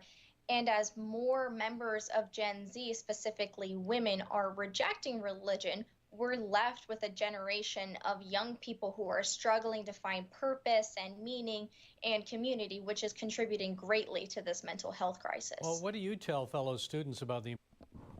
Hey, you! Stop clicking around, all right? This is gonna sound nuts, but the best way to cool your home down this summer... No, I'm sorry, that was a little commercial that popped in there. But this was a pretty powerful testimony, I believe you'd have to agree. And to have a majority of Gen Z women leaving the church, it's very discouraging. As a pastor, I've seen this. Now, I was a youth pastor for 18 years, and I've been a senior pastor now, 20-some years. But as you've watched family, what used to be the biblical family unit, be completely redefined by society, it's no wonder because what they did back in when I was younger, they tried to make all the jokes. If you remember these sitcoms, they always made fun of the father. Archie Bunker, he was a grumpy old racist, and then the Jeffersons, he was a black man that was racist against whites. Then you just went down, just go look at the comedies over the years. And they, but even before that generation, Fathers Know Best, the black and white, Andy Griffith Show, the dads were the leaders and wise. But even with the Andy Griffith Show, what was interesting, they chose to have a widowed man. They didn't seem to want to have a married man. That was always a puzzling thing to me. But anyway, it's not that was a major detractor because Andy Griffith Show was pretty good. But a majority of Gen Z women leaving the church. Here's the rest of that testimony. See what you think. Traditional values in their lives. I think in order to be a rebel in today's society, it sounds kind of funny, but it means to put God first, and it means to be a loving mother, and it means to be a loving wife, even while having a career, and I plan to do just that. I am a Gen Z woman who is embracing my religion. I am embracing traditional values, even though the modern feminist movement tells me that I should do the exact opposite. I am excited to embrace having a family one day. I'm excited to embrace traditional values like being a wife, because that's what I believe brings true happiness. I believe embracing religion and embracing God in my life is what brings true happiness. Well, what needs to be done then to turn Gen Z around on faith, family, and moral values? What do you think? I think we need to go back to embracing traditional values in our society. Traditional and religious values once made our country strong, and the left and the Democratic Party is doing everything in their power, it seems, to erase these values from our society. And I can't let you go without asking about anti-Semitism on campus. I know Jewish students at UCLA are suing the university for not taking a tougher stance against anti-Semitic protests, but the University of Florida did take a tough stance against the anti-Israel protesters. So what's the mood and climate on campus like now at Gainesville? Florida is a law and order state, and I was very excited to see my university uphold these values and arrest the protesters on our campus. Protesters took over our campus during finals week. They were causing massive distractions, massive disruptions. The university issued warnings, and then when protesters did not follow these warnings, the university took action and arrested these protesters. I believe my university made the right move in protecting the students, protecting the faculty, and protecting our campus community. And I hope to see other schools continue to act in a similar way as to how my university did. And way to go. So this young lady, you can go online to the CBN website, and the title of the clip is "A Majority of Gen Z Women Are Leaving the Church."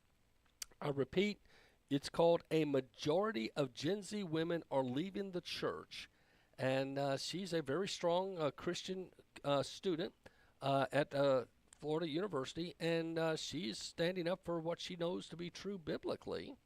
And way to go. You don't have many doing that today at their age. The Gen Z needs our prayers, and we need to be strategic as Christian organizations, churches, how we can help meet them where they're at. Our purpose statement here at Appleton Baptist is taking Jesus as he is to people as they are. And at our men's group today, one of my guys that came, Tim, he happens to be in an opportunity to meet with a lot of homeless people downtown in his job. But he also meets, he said, I bump into transgenders and homosexuals a lot. And he goes, I just want to know that Jesus loves them. Not that I embrace their sin choices, but if I can get them to know Jesus first, then we can help them with those issues. And I have to agree. Pastor, salute to you, Tim. I agree with you, my friend. I'll be back after the break. This is the Macil Duncan Radio Show.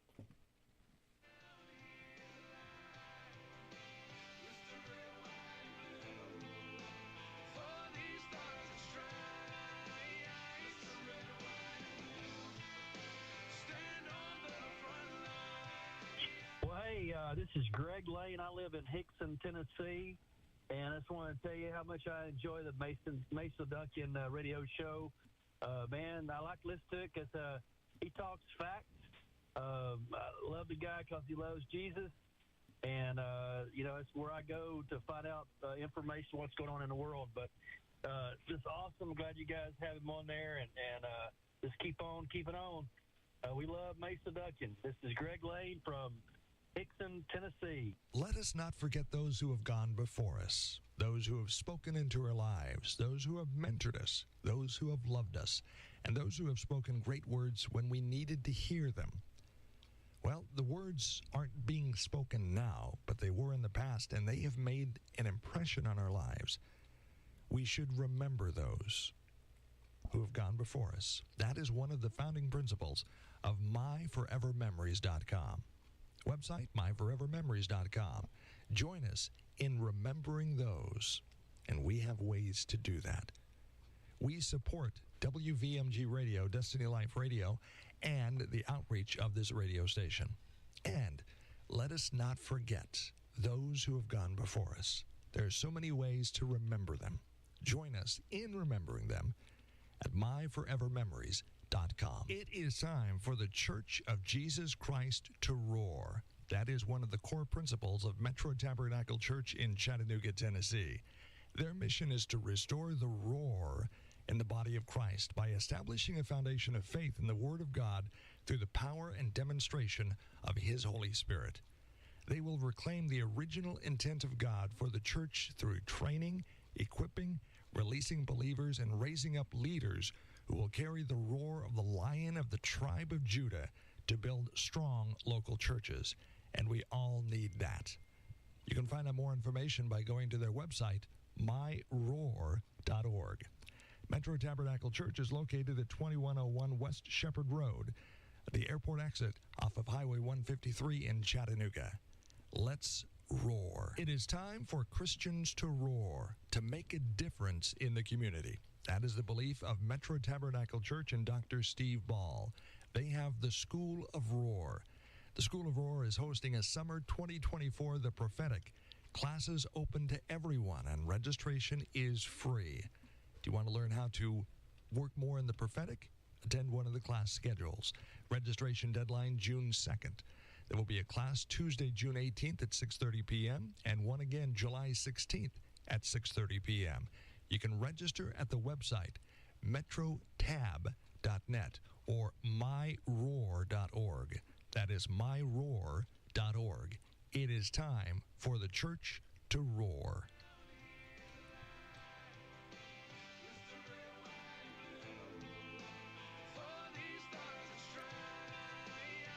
Welcome back, my friends.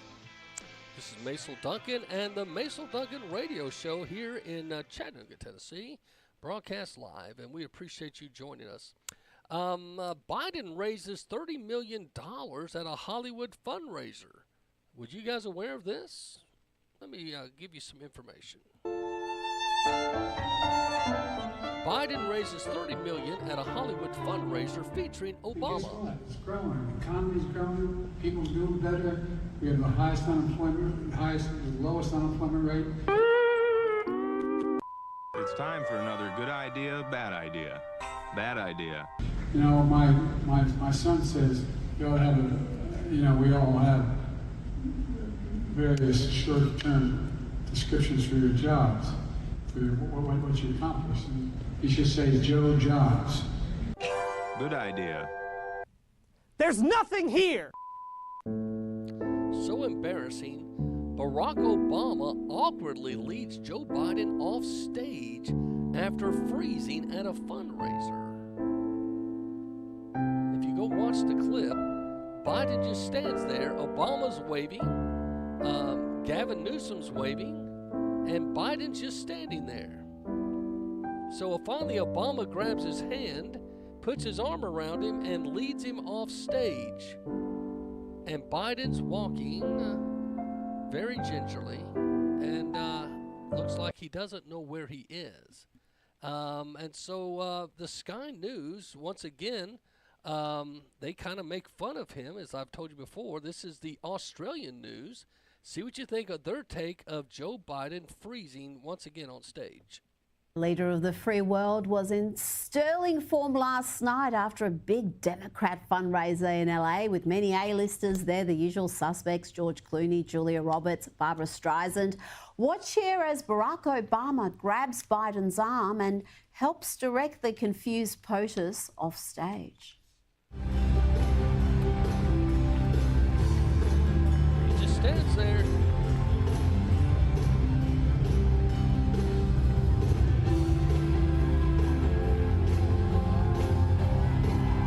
Barack saving the day. Way to go, Barack.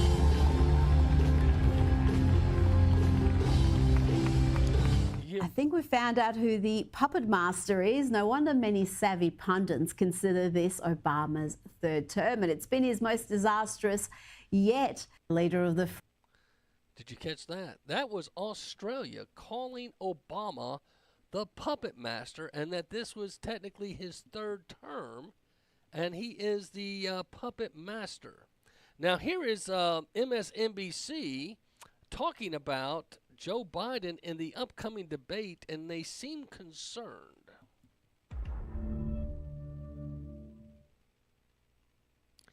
I do have to ask, though, I mean, this is all thrown into sharp relief when the two men are on stage debating, right? And it already feels like, the first presidential debate is set for June 27th. It already feels like the bar that is set for Biden to clear is so much substantially higher than the one Trump has to clear, which is literally, is he alive? Is he standing? Are the words coming out of... Did you catch that? Is he alive? Is he standing? This is a lip lock liberal MSNBC. Let me listen to it again with you. Right. And it already feels like, the first presidential debate is set for June 27th. It already feels like the bar that is set for Biden to clear is so much substantially higher than the one Trump has to clear, which is literally, is he alive? Which is literally, is he alive? Literally, is he alive? Literally, is he alive? Literally, is he alive? Is he standing? Are the words coming out of his mouth? Setting aside what the words actually are. And I wonder if there's any way for Biden to overcome what seems like a structural disadvantage on, in the weeks leading up to what's going to be a pretty important inflection point in this campaign. Did you catch the end there? She calls a structural disadvantage? What seems like a structural disadvantage. What is that? Structural well, the CNN debate, and I've played this to you a couple of times. This is a CNN debate rules. See if you think this is an advantage to Trump or to Biden.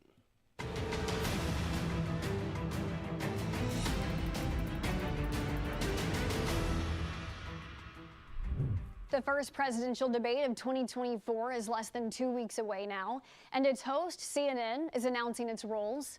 The 90-minute debate, which is set for next Thursday, June 27th at 9 p.m., will have 2 commercial breaks, and campaign staff will not be allowed to interact with their candidates. CNN says both President Biden and former President Trump have agreed to appear at a uniform podium with their positions determined by a coin flip. Unlike previous debates, there will not be a live studio audience for this one. Also new this year, no opening statements. And each candidate will have 2 minutes to answer questions, then 1 minute for rebuttals and responses to the rebuttals. If it is not a candidate's turn to speak, his microphone will be muted. They also won't be allowed to bring props or pre-written notes. The debate, which is one of 2 agreed upon by the president and former president, will be moderated by CNN anchors Jake Tapper and Dana Bash. Biden and Trump are also set to debate on ABC in September. By coming up with their own debate schedule, the 2024 presidential candidates have sidelined the Nonpartisan Commission on Presidential Debates, which has long worked to provide neutral rules and make sure debates are broadcast on all major networks. We also want to note former Democratic candidate Robert F. Kennedy Jr. could still qualify for the debate in 2 weeks. His name would have to appear on enough state ballots to reach the 270 electoral vote threshold to actually win the presidency and get at least 15% in 4 national polls. So far, he's at least 15% on 3 qualifying polls and is on the ballot in 6 states, making him eligible for 89 electoral votes. For all the latest updates. So that is the bottom line there, the debate, and I believe that favors Joe Biden personally. No audience. I don't know if you caught that. No studio audience, no opening statements, and 2-minute questions, 2 minutes to answer a question, and microphones turned off. I don't know what she meant when she said he had a structural disadvantage. Again, this is MSNBC talking about Biden. The one Trump has to clear, which is literally, is he alive? Is he standing? Is he alive? Is he alive? Is he alive? Is he literally? Is he alive? Is he standing? Are the words coming out of his mouth? Setting aside what the words actually are. And I wonder if there's any way for Biden to overcome what seems like a structural disadvantage. Is there any way for Biden to overcome what is a structural disadvantage? And that's interesting. That's MSNBC now. Okay, MSNBC's Alex Wagner, who she's sounding very concerned about their guy. Now, CNN puts on a blast. See what you think of this. About what more, if anything, the U.S. can do to drive towards a peace agreement. Now, this is Joe Biden fussing about the media. Again, listen, a very simple question. Now, when Donald Trump would step outside, the media be everywhere. And but look how gentle they are with Joe Biden, and he gets mad at them. About what more, if anything, the U.S. can do to drive towards a peace agreement. Thank you. I wish you guys would play by the rules a little bit. I wish you guys would play by the rules a little bit. This is Joe Biden. You guys would play by the rules a little bit. What rules? I did this in a press conference, Joe. What rules? Again, this is Joe Biden, your president. If anything, the U.S. can do to drive towards a peace agreement. Thank you. I wish you guys would play by the rules a little bit. I'm here to talk about a critical situation in Ukraine. You ask me another subject. I'll be happy to answer it in detail later. A few moments later. He's been snippy recently about being asked multiple questions in these press conferences, and this president has... This lady's from CNN kind of going off on Joe Biden because he was going off on their correspondent asking that question. So again, listen to CNN kind of... the media is actually blasting Biden. Check this out again. About being asked multiple questions in these press conferences. Being asked multiple questions about being asked multiple questions in these press conferences. And this president has, he falls far below his predecessors when it comes to interviews. Joe Biden did half as many interviews and news conferences. Biden holds record lowest numbers of press conferences. And when it comes to press conferences, we just need to be clear about that. They have a lot when it comes to press conferences. We just need to be clear about that. They have a lot of questions to ask him, and these reporters do not have many opportunities. They've all dragged themselves to Italy for this G7 summit to do one thing, their jobs, ask these questions. Yeah. So CNN is giving Biden a tough time, if you will. And I think a lot of folks are kind of saying, wow, I thought Democrats got the easy treatment.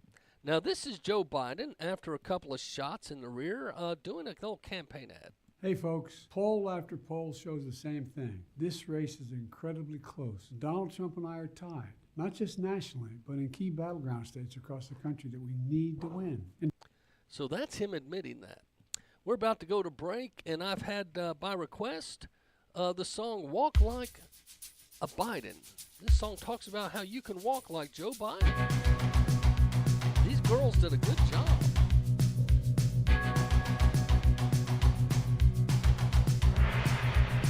The American president is doomed. A little old man can barely move. If he moves too quick, he'll topple just like a domino. He's got that sinister smile and thinks he just might win the bet.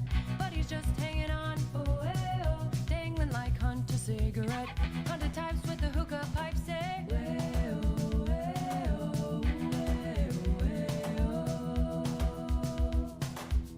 walk like a Joe Biden.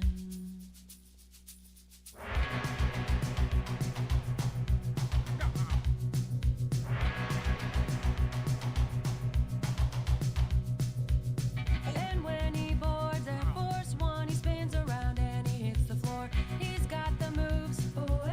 He hits the deck, then he hits some more. All the Dems are so sick of Joe, they really would like to see him end. He his pants when he went to the Vatican. All the kids in the DNC say,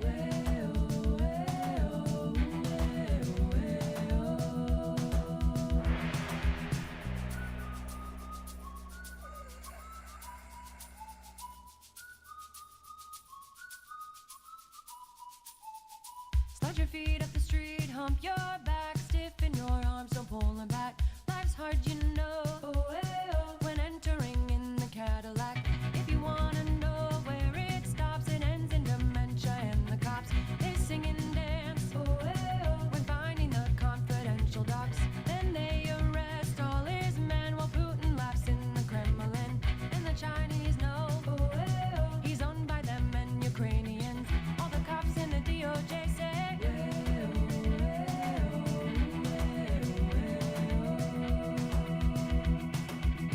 walk like a Joe Biden. Walk like a Joe Biden.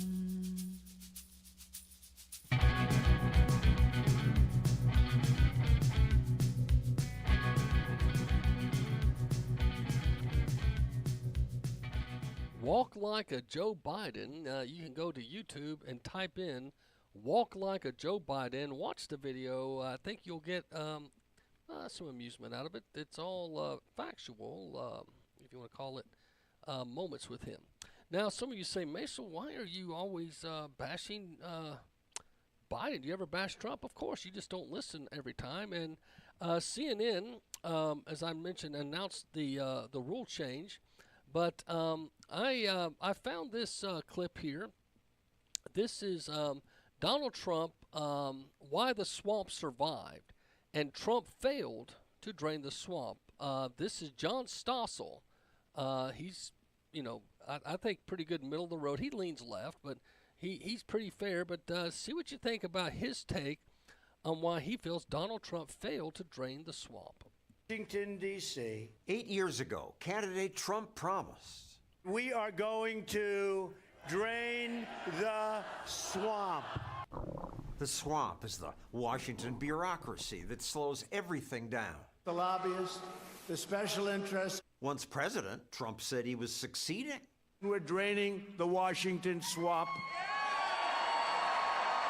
But that's not true. He made government bigger. That's going in the wrong direction. Economist Ed Stringham. I was looking through a list of some of the agencies, and every single one I could see, there were more employees after his presidency than before. He did cut a few things, but overall spending under Trump nearly doubled.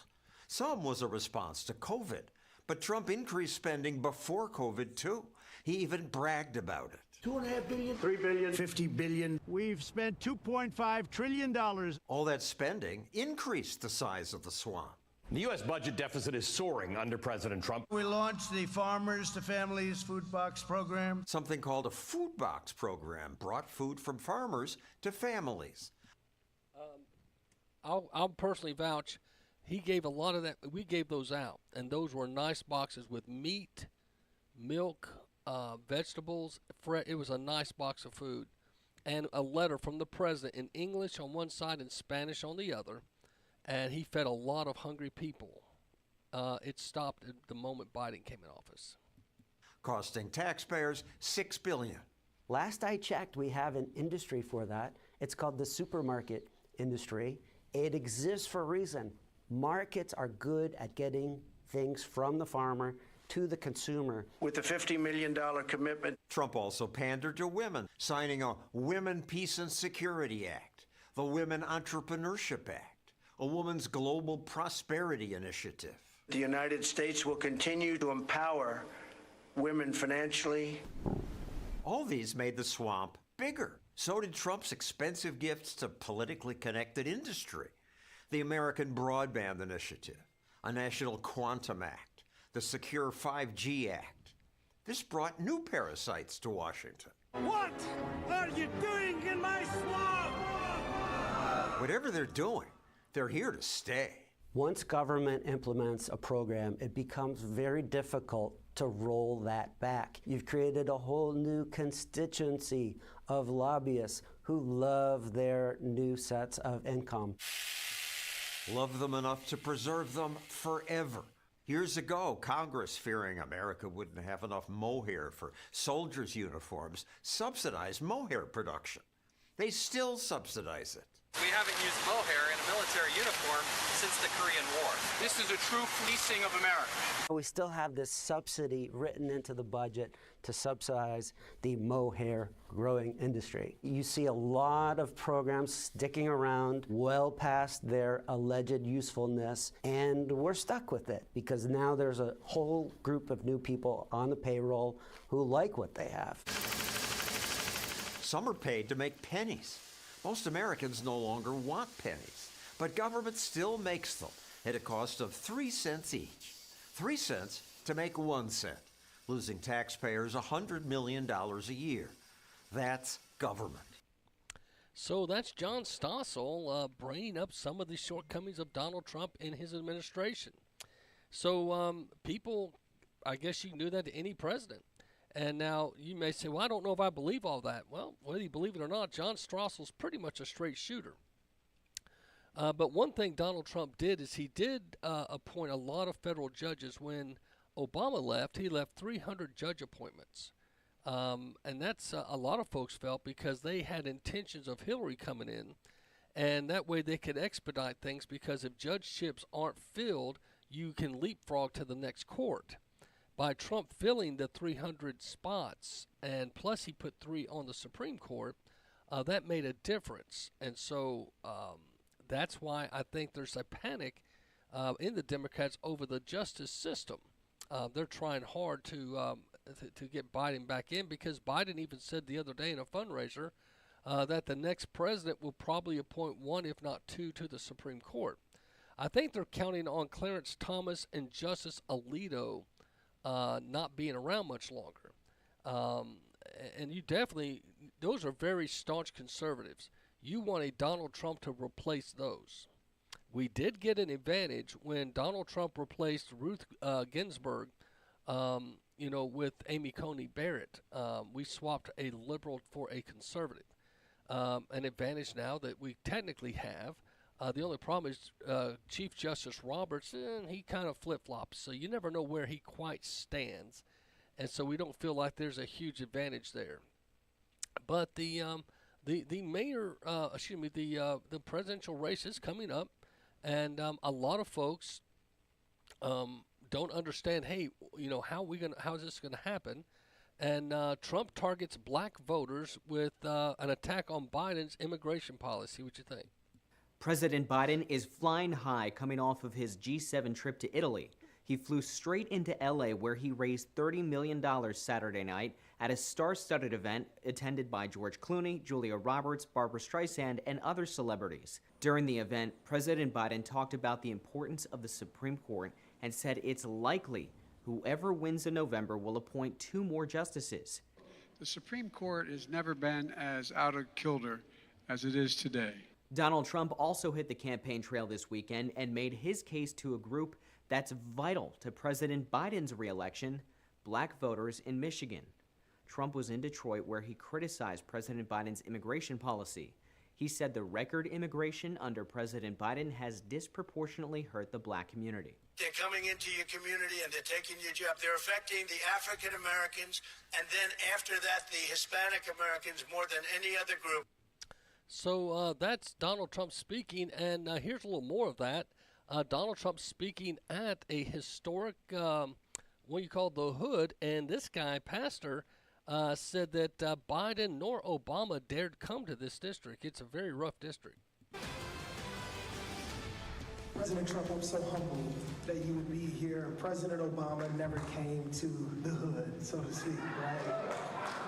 President Joe Biden, he went to the big NAACP dinner, but he never came to the hood. So thank you. So that is the soundbite that went viral over the weekend. A Detroit pastor thanking Donald Trump for visiting an area that most candidates and politicians usually ignore. The former president visiting a historically black church over the weekend, courting a group of voters who rarely ever vote Republican. Pastor Lorenzo Sewell, also known as Pastor Zoe, is the senior pastor of 180 Church, and he's with us now. And that was you in that clip, Pastor. It sounded very sincere. It felt like you really meant it from the heart. But you're getting a lot of flack from the left here for saying that you were humbled by President Trump's presence there at your church. So explain to the critics out there, Pastor, why you hosted him. And at the end of it, was it a good idea? Thank you so much for having me. I'm so Holy Ghost happy to be here today. Anytime you can come to an area like 48227, an area where many of our young people, they are removed out of homes because their families have mental illness. An area where women are still being openly human trafficked. An area where people know more about fentanyl and crack than they do Christ. Anytime a politician is willing to come to our community, they're welcome. Anytime someone can come to the church, they're welcome. For those that would be mad and upset, the reason why they're mad and upset because they don't walk down Grand River. They don't understand the pain of the people in our community. They don't understand what it means to live and have to make a decision between putting gas in your car or paying your rent or paying daycare. They don't understand that. And I understand that tensions are high and motives get questioned. I forgive all those that question my motive, but I would challenge them to come to 48227. And that's the zip code. He said come to 48227 there in Detroit, and he was very grateful that Donald Trump came. He says, I'm not apologetic, and I don't have any concerns. But there is concerns, Puerto Rico officials, that Dominion software issues are to blame for errors in vote counts. Check this out.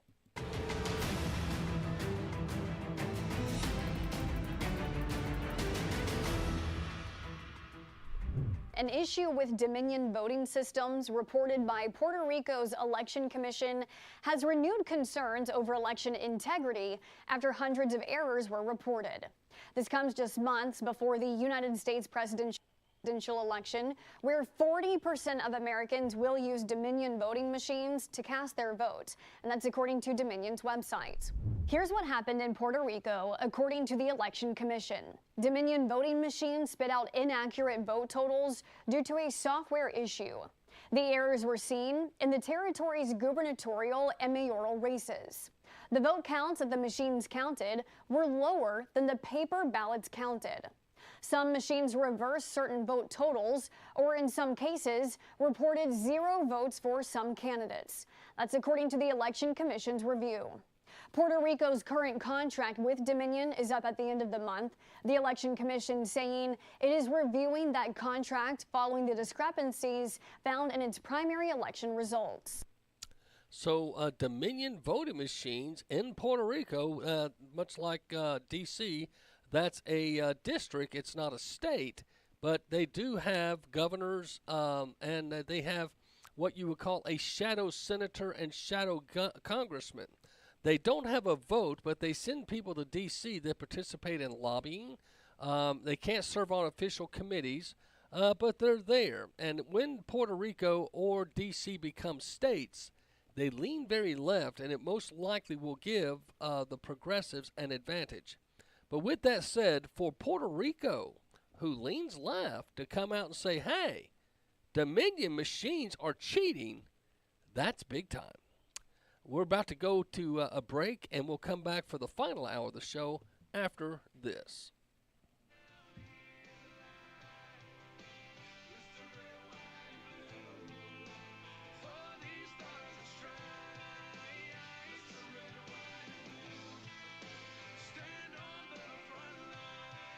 Hi, this is Kat from Santa Fe, New Mexico, and I just wanted to say how much I love your show. I love the topics that you cover and all the special guests that you have come online. It keeps things really fun and interesting.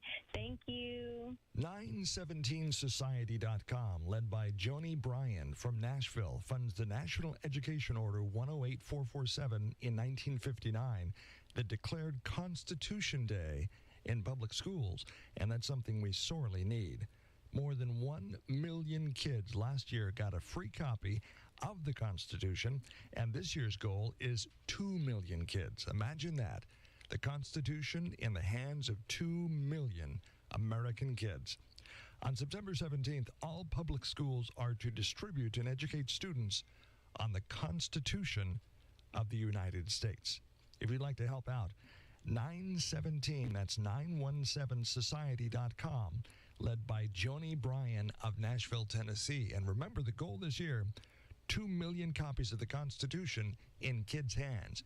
And you can help. Again, the website, 917society.com. Jesus said, you do it unto the least of these, and it's as if you were doing it unto me.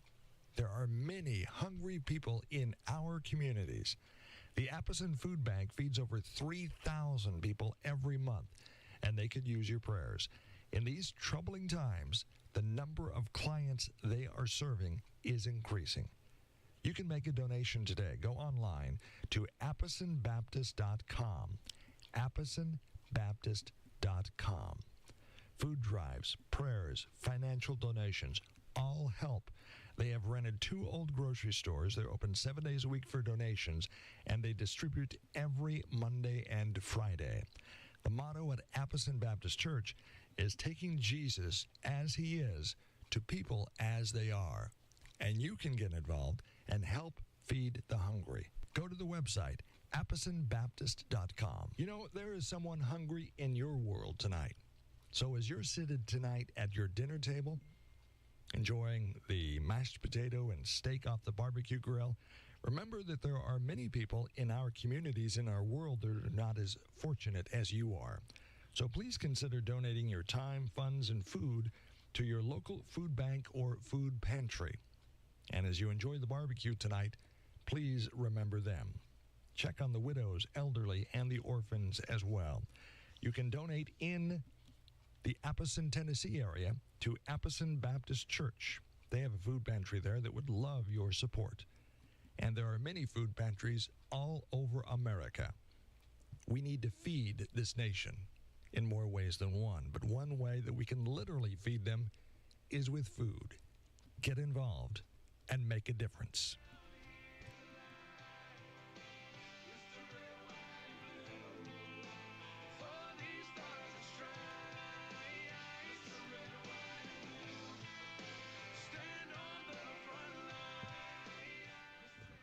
Welcome back to the show, my friend. This is Macil Duncan, and this is the Macil Duncan Radio Show, live from Chattanooga, Tennessee. Broadcast on USAHeartbeat.com radio, Street Level America Radio, Destiny Life Media broadcasting on 96.9 FM Chattanooga, the SGM Alabama Network, and the Freedom Network in New Jersey, and plus the Macil Duncan Radio on Rumble, X, Locals.com. And we're also on Facebook, True Social, Instagram, and others. So Pastor Salute thanks all those that help the Macil Duncan Radio Show exist. After winning an NBA championship, the Celtics head coach puts on "But First Let Me Thank God" shirt, which congratulations to the Boston Celtics. They won their 18th national championship, or you want to call it that, through the NBA. And the coach actually had this shirt on underneath, so when he took off his shirt, this one, "But First Let Me Thank God," is very plain on his chest. He's a strong Christian and has not let that, he's not shied away from that. And so the Boston Celtics head coach, Joe Mazzulla, sported a shirt that read, "But First Let Me Thank God," across the front of his chest. And his players celebrated winning the franchise's 18th championship on Monday night. Mazzulla, who speaks about his Christian faith often, wasted no time in giving praise following the Celtics' 18-point victory in Game 5 in Boston against the Mavericks. So way to go, Coach. Proud of you, and Pastor Salute to you and the Boston Celtics. That's quite a feat to win a world championship. Well, CNBC analyst arrested on federal charges.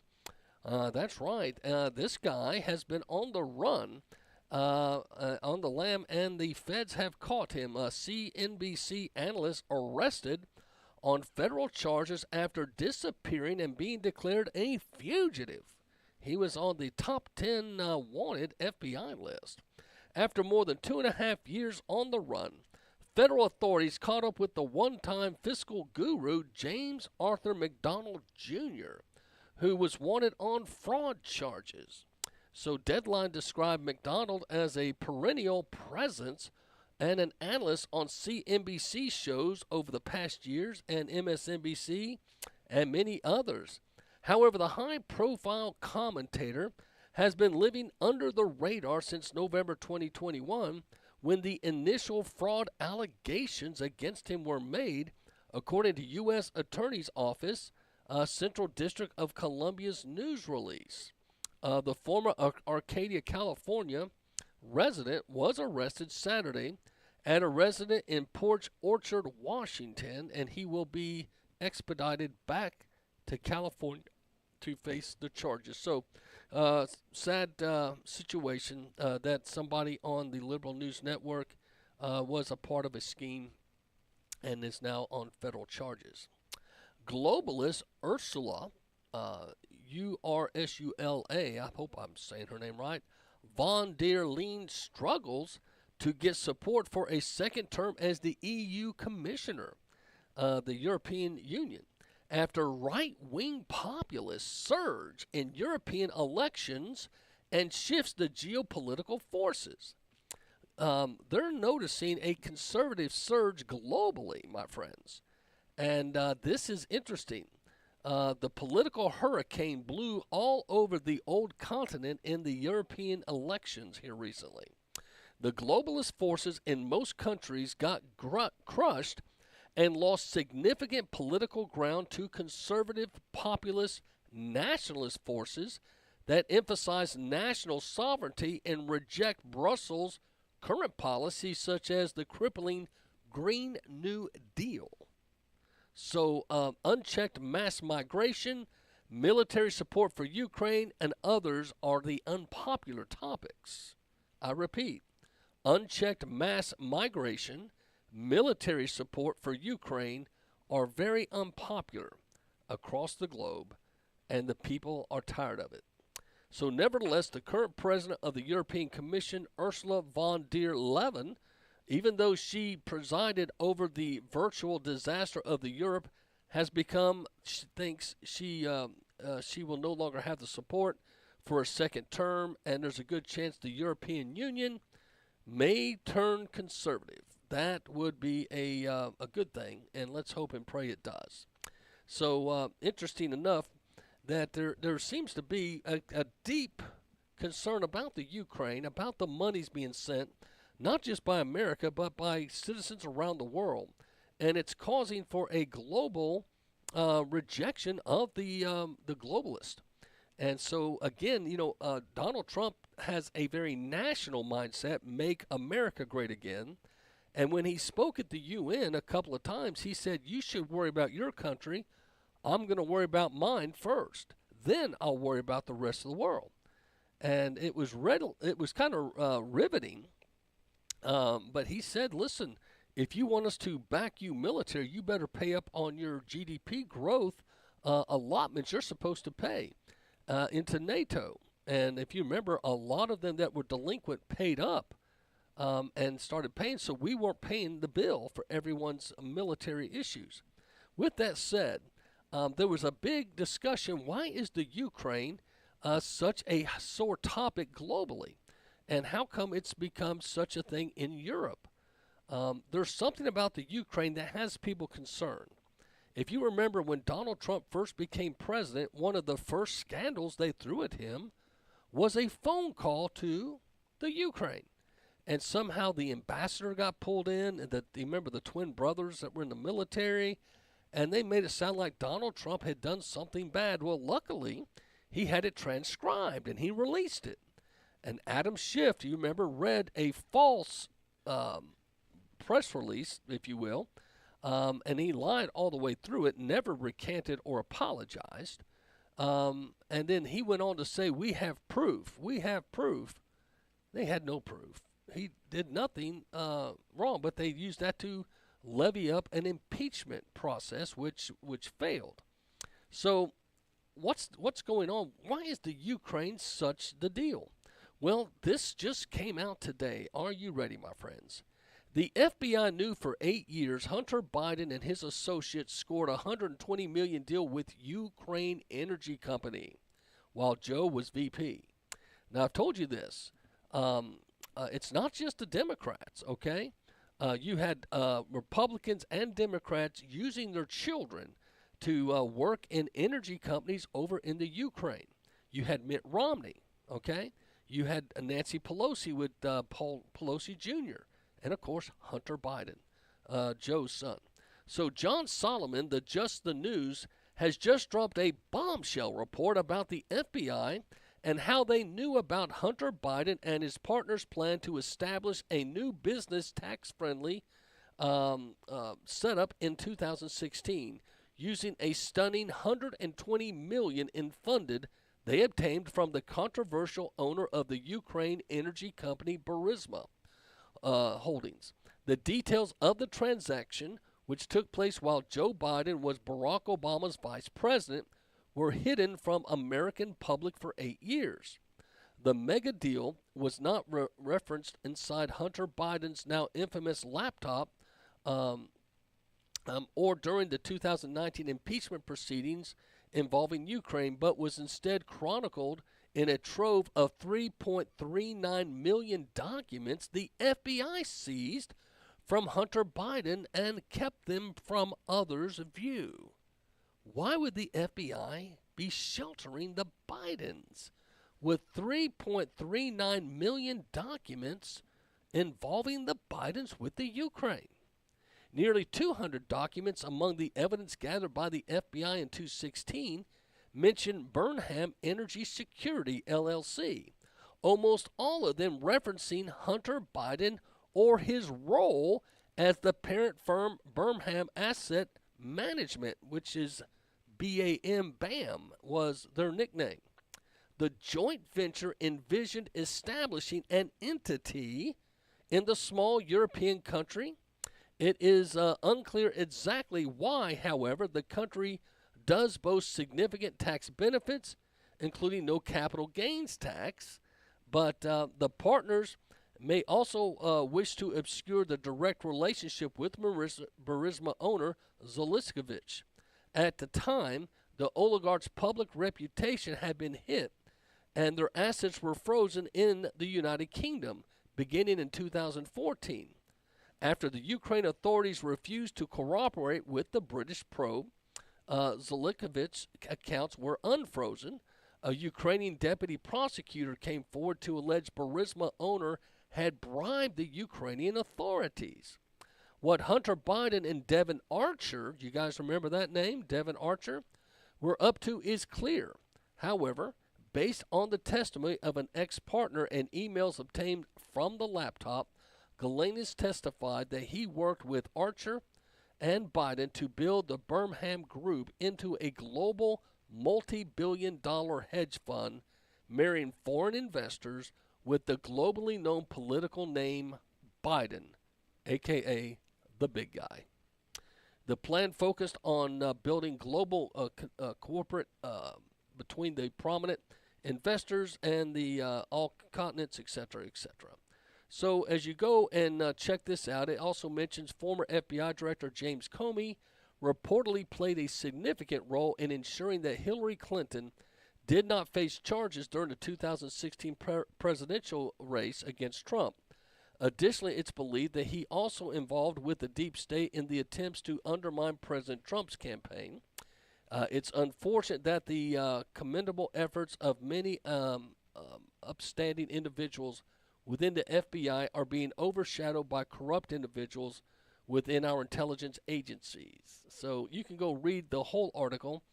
It is in the Gateway Pundit, and it just dropped a few hours ago. Also, the article next to it is the smoking gun email. Burisma owner demanded Devon Archer ask U.S. government to stop probe of Burisma. So Joe Biden forced the Ukraine to fire the prosecutor. I think we all have heard the clip where Joe Biden bragged that his plane leaves in 8 hours and they better fire him. And he said, "You're not the president." He said, "Call him." And then he says, "You remember son of a bee?" He fired him. The smoking gun email backs up Devon Archer's previous testimony on Burisma pressure campaign to intervene and stop the Ukraine prosecutor from investigating its owner, Mykola Zelakovic. I can't say these names. The email exchange obtained by Just the News came from a cache of documents Devon Archer gave to the House Oversight Committee. Now here's the kicker I want to read to you.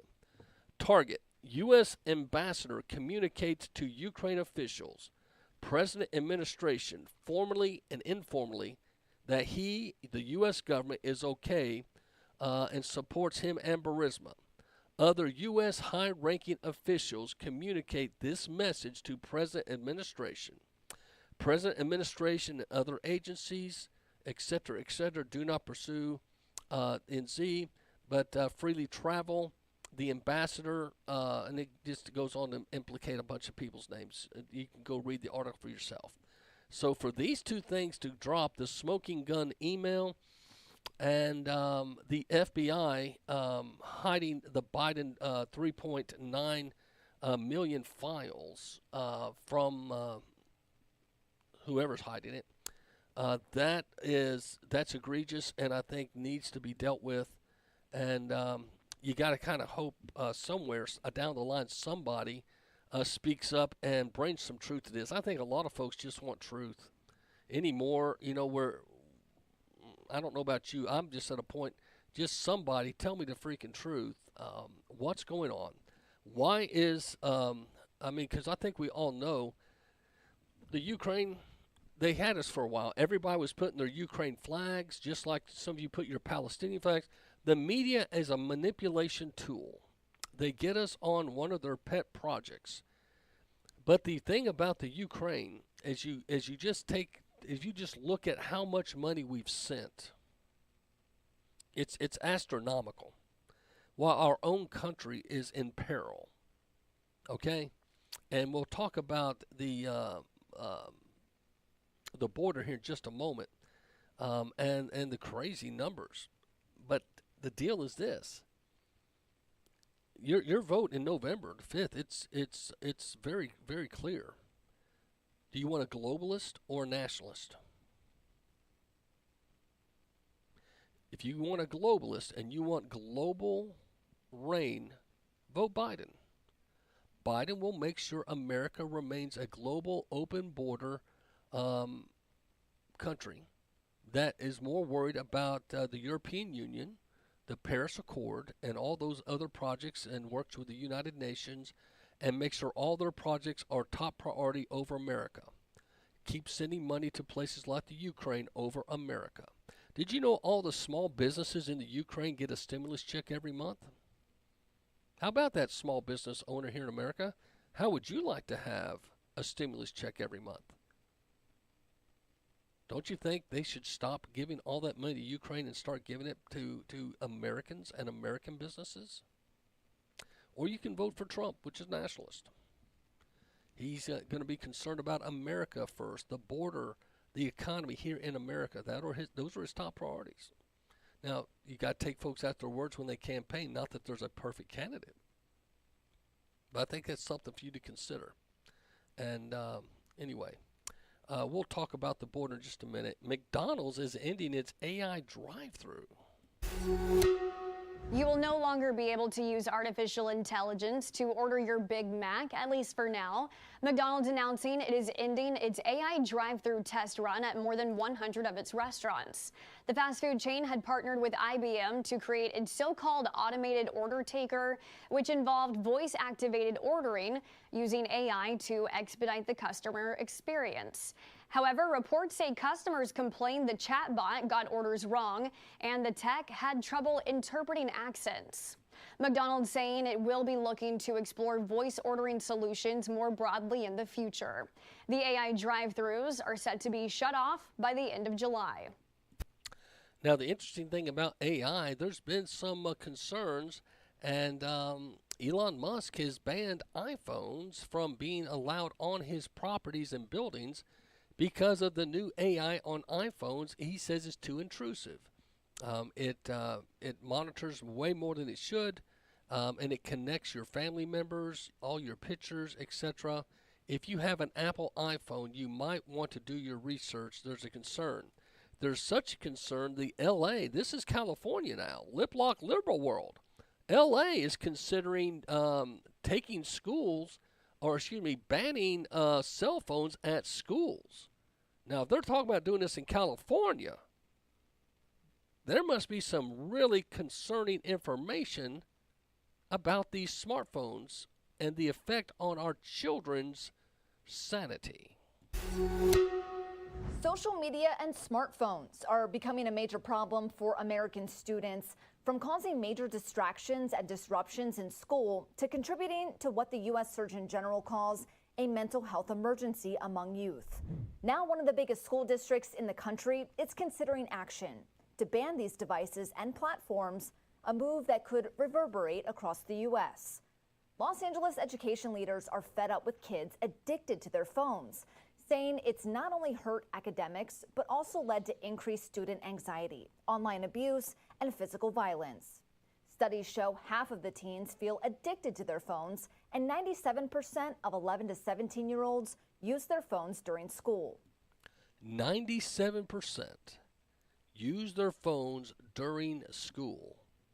Now, again, this is the U.S. The Surgeon General warning that came out this week, saying that this is causing a mental health crisis among the young.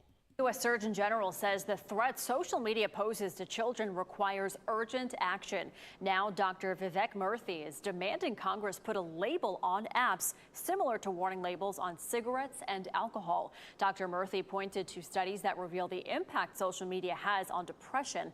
He spoke with today's Savannah Guthrie, who asked if social media platforms can do more to deter young people from becoming. What has happened over the last nearly 2 decades that social media has been around is truly unconscionable when it comes to the health of our kids. We have allowed these platforms to exist, to evolve, to proliferate, to really occupy so much space in our children's lives. And our kids themselves are telling us about the mental health impact. You know, I've just finished a college tour where I spent time with young people all around our country, and they brought up social media in every engagement we had, talking about how it makes them feel worse about their body image, how it makes them feel worse about their lives as they're constantly comparing themselves to others. But here's the thing, Savannah, many of them say that they can't get off it because the platforms are often designed to maximize how much time our kids are spending on them, and despite the fact that many of them are experiencing harm. That has to change. It's why last year I called on Congress to put in place safety standards like we did for cars and other products to make social media safer. It is not okay for us to put the entire burden of managing this on parents. Now, there's some parents that say, hey, I don't know if I want the government stepping in making decisions for me. And you may be a parent that doesn't like the fact they may ban smartphones at your school, but you need to know these things are peeping Toms, and Elon Musk, as I said, is banning them from his properties. Elon Musk says he will now lock iPhones in an electromagnetic cage at all of his companies after Apple announced a partnership with OpenAI. Apple just announced that OpenAI's ChatGPT will now be integrated into all of its technology. And Musk took to X saying, if Apple integrates OpenAI at the OS level, then Apple devices will be banned at my companies. That is an unacceptable security violation. Visitors will also have to check their Apple devices at the door, where they will be stored in a cage. Not only does Musk view it as a security violation, but he may also see it as competition as well. So that's true. He may see it as competition, but the bottom line, he is warning, and he came out early this week and said for the humans to, and the human race needs humanoids, we need to start procreating and encouraging our kids. And he issued this warning, and you can go to the Gateway Pundit. This was a couple of days ago. But Elon Musk has issued a stark warning about the future of humanity. If there are no humans, there's no humanity. Speaking of the critical issues of declining birth rates, Musk insisted that we must be very concerned as these rates are accelerating in most countries. He said the implications are very dire. And now the German study that came out and I shared with you yesterday, they've done for 10 years now, is proving that transgenderism is actually a fad. In their study in Germany and by their government and their government insurance said that 68.9% of children that have gender dysphoria revert back to their birth gender. The main reason they're diverted and even thinking about this is because of the things we're putting before them through media and through the public education systems. But they said most of them are reverting back to their birth gender. With that said, why is there such a rush to create these altering surgeries that cannot be reversed? When a girl tries to become a boy or a boy tries to become a girl, even if later in life they regret it and want to revert back, the testosterone shots or the estrogen shots, all that, it ruins their bodies. They can't procreate.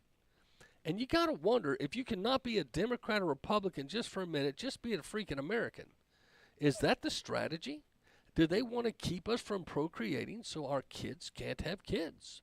Because if you look seriously at the lesbian, the homosexual, if you will, the transgender lifestyles, they don't procreate. Without, of course, the other things they do through adoption or they do some implanting of sperm, etc. but for the most part, they can't procreate. And so you got to wonder why. Now, there are birthing facilities. You may have heard of test tube babies. There's actually a facility that could be up by 2026. It can birth up to 36,000 children. And what it does, it takes the genes from you and your partner and creates the baby, if you will. And you can actually be there for the birthing when it comes out of the canal. Feel free to Google and challenge me on this. I love when I put something out there, and there's always that doubter, that super duper liberal, and then they send me an email later that says, I can't believe that what you said is true. And it is. They're called the birthing centers. And are they intentionally trying to do that so then that they somehow can genetically control the child? And some wonder, will those kids even have souls?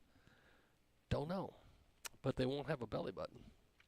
Okay, my friend, I'll be back after the break. This is the Macil Duncan Show.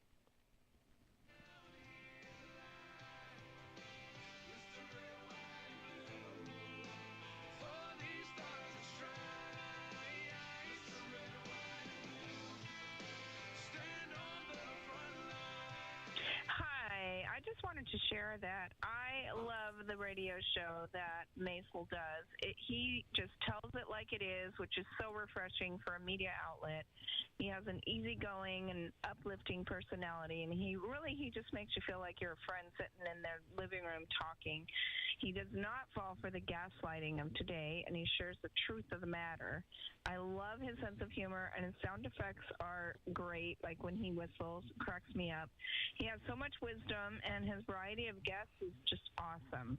I learn a lot from his show. He does his research, obviously.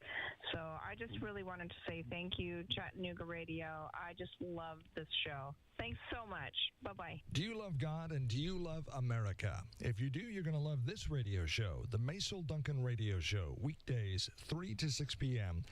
Right here at Destiny Life Media, 96.9 FM. You can also hear the show live and archives of the show at streetlevelamerica.com and usaheartbeat.com. Also hear it at macilduncanradio.com, Rumble, X, Truth Social, Facebook, and more. And we're working on growing the show nationwide. The Patriot Pastor of Apposon Baptist Church, he is Macil Duncan on the Macil Duncan Radio Show. You have heard it said that you need to use your talents to expand the kingdom of God, right? Maybe you have a special talent in music or art or media production, and you'd like to be mentored and you'd like to know how to use that to expand the kingdom of God. Metro Tabernacle Church has a week-long camp, July 21st through the 25th, specially designed for middle and high school church students to grow in their talents and build community. Students will select a specific track for the week, collaborate with peers in their selected area, produce music, art, dance, and participate in a showcase at the end of the week, highlighting those creative skills that they've learned and the hard work they've done. For more information, you can call the church. Call the church at 423-894-3377. That's Metro Tabernacle Church in Chattanooga. 423-894-3377. We are growing better together all the time. Those are the words of Dr. Steve Ball of Metro Tabernacle Church in Chattanooga, Tennessee. One of the ways that they grow is with life groups. It's very important for you to get connected in a small group so you can develop relationships and hold each other accountable. Dr. Ball says they believe that Metro Tab is growing larger and smaller at the same time. Life groups are an important part in developing relationships with others who share your interests and are dealing with similar life issues. Why don't you get connected? Check out life groups and the many other offerings at Metro Tabernacle Church in Chattanooga, Tennessee. They want to be involved in your life. The address is 2101 West Shepherd Road, just off Highway 153 at the airport exit.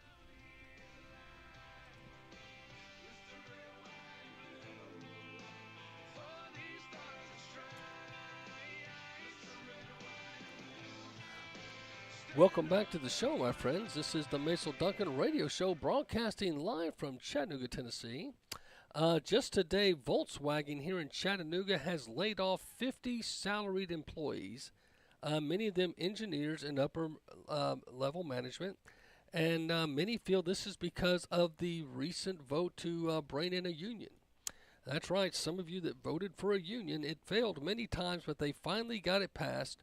There's now a union at Volkswagen. Well, what will be gone now is the profit sharing and the other things that Volkswagen did to be generous to its employees. And in return, do they not only take back the profit sharing, because the unions make you pay a due, but also makes Volkswagen. So to make up for that, they've had to release 50 people today, and more is coming on the chop blocks. So way to go, union, Volkswagen, and those of you that fell for the ploy, because unions are not your friend. Please pay attention to what they ask of you, demand of you, and then what you truly get in return.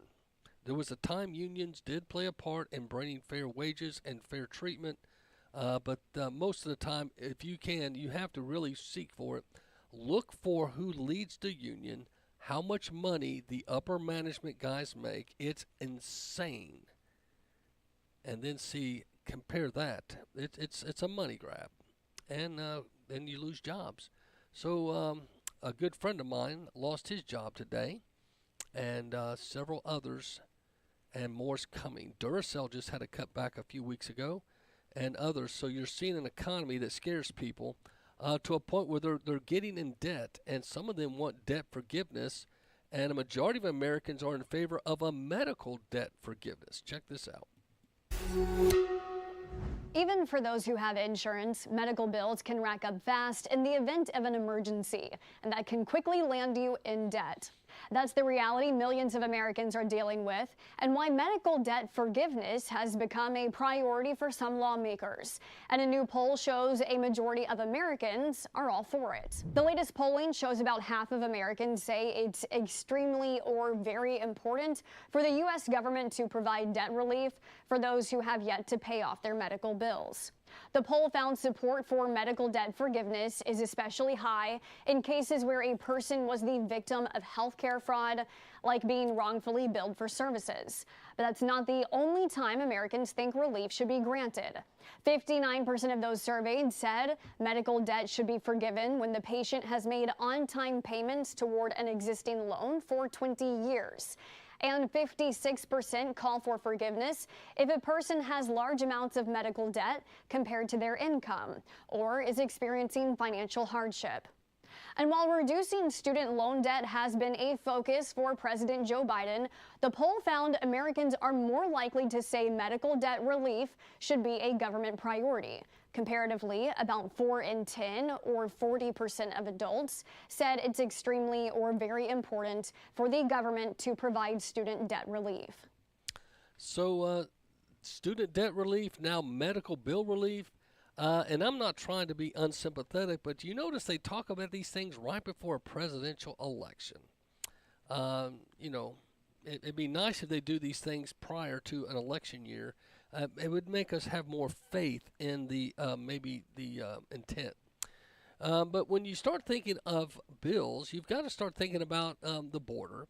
A lot of folks have a concern that our border is wide open, and a foreign national who is living without official authorization in a country of which it's not a citizen. That's the definition of an alien. I'll read it again.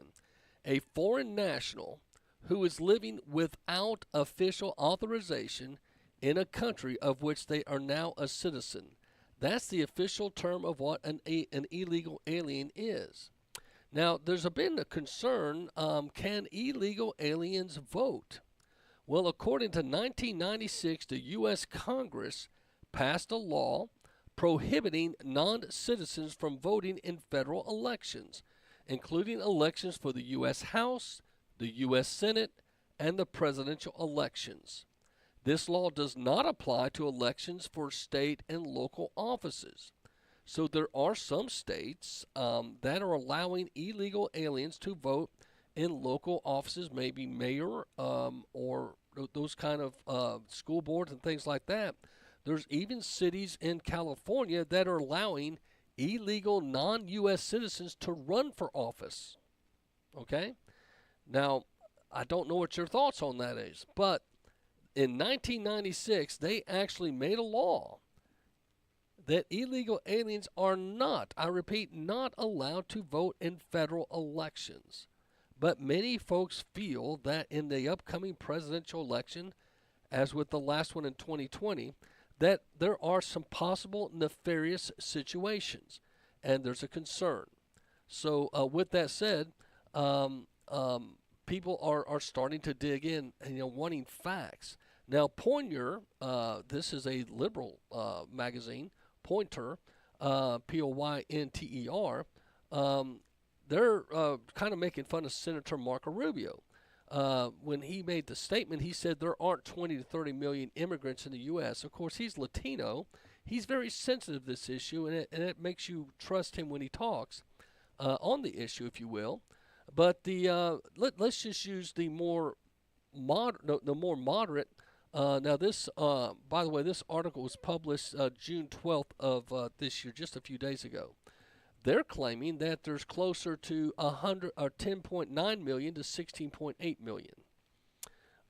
So, bottom line, let's just say 15 million round number illegal aliens in the country right now. What's your thoughts about that? Well, there's a lot of folks concerned. I looked up the U.S. Customs and Border Protection. How many arrests did we have under Donald Trump's era, for instance? In 2017, his first official year, because he was elected in 16, but he didn't start serving until 2017. In 2017, there were 8,531 arrests at the border. Okay? In 2018, it dropped to 6,698. As the border wall was built in 2019, it dropped to 4,269. And then with the increase of the ICE agents and the border wall, in 2020, a record low, they only arrested 2,438. The border was secure, for the most part, with very little left to do. Then Biden was elected, and it jumped up 8,000 points to 10,763. Then in 22, 12,028. Then in 2023, 15,267. And to date right now, it's 10,337 halfway through the year. They're anticipating it will break 20,000. Joe Biden's record of these are borders arrest, if you will, at the border. So with that said, there's a concern that by the time Biden's done with his time, if you will, in the office, we're going to have a complete, we already have a mess, if you will, but you're having problems that are now stretching across the nation. Illegal problems are popping up. There's an alien who was deported 16 times.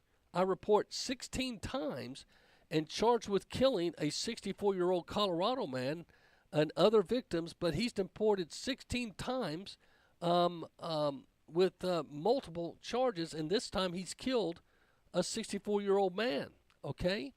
And this guy is 47, was arrested and charged with vehicular homicide, vehicular assault, reckless driving, driving without a commercial driver's license in connection with the death of 64-year-old Scott Miller. Another victim is said to be seriously injured.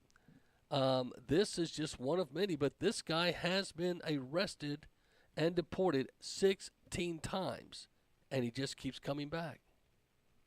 There needs to be something about this that just corrects this bad behavior. Now, in the Telegraph, they're bringing up something that is being now pushed by different leaders, primarily Biden. Illegal immigrants married to Americans will be able to stay in the U.S. under new Biden plan. And so I know there's some people that just get married with the intent to get someone over, and some do it, I hate to say it, for money. Okay, then they get a divorce or get it annulled, and they keep marrying people. That should not be allowed. But people that genuinely love each other, get married, I have to agree with this. I think they should be allowed to be citizens. And hundreds of thousands of illegal migrants who married Americans will be given U.S. citizenship under the plan Joe Biden to place Democrats who are enraged by his border crackdown. The White House announced on Tuesday the U.S. government will give legal status to as many as 500,000 migrants in a move that Donald Trump described as mass amnesty. And there are some concern about this, and that was in the Telegraph. And as I said, I'm kind of split on this because I have a cousin that married a lady in Mexico, and they've had a tough time getting her to be a U.S. citizen because you go through, and what happens is when they let all the illegals in, all the legal people get pushed to the back of the line, and because they get overworked with processing all these illegals, the legal immigrants, it takes longer for them to get through the process, and I don't think that's fair. But the Daily Wire picks up on this. Biden to announce new rules helping up to 500,000 illegal immigrants receive permanent residency. President Joe Biden is expected to announce new rules on Tuesday that will protect 500,000 illegal immigrants from deportation that are claiming that Trump would deport.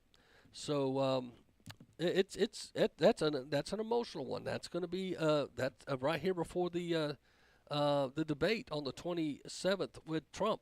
I mean, you got to give the Biden administration a little creds there. They're bringing up some very emotional topics, and that's something that will even get conservatives and folks like me. We have a food pantry. We feed hungry people. We help the disadvantaged, and I would have a tough time, being against allowing if an American marries an illegal, why not allow that spouse to have legal status, or at least speed up the process? Because Ankus, my buddy that calls from New Jersey, he's been on the show 3 times. He's been going through the process over 6 years. He's got a green card. He's gone through all the classes, but he loves America and he's voting Trump. He'll tell you. That's the one thing about the legal process. You have to go through and learn about America, okay, and what our Constitution and what it's about. Illegal aliens that are farmed in under the fence, if you will, and then spread across the country, can't speak the language, don't know what we believe and what we stand for. They're at a major disadvantage in this country. Again, that's why you should have a better legal process to help folks become citizens here. And I wish they could get together and work on this and not be so politically driven. And but of course we know at the border, guns, drugs, and children on the black market are how a lot of these cartels make their money. And the cartels use their money to pay off some of our leaders, and they get their way. And I just wish there was a way we could expose them and get rid of those corrupt politicians, and for the sake of the family, get them in. There's a lot of folks concerned about taxes and such. I'll talk about it when we come back.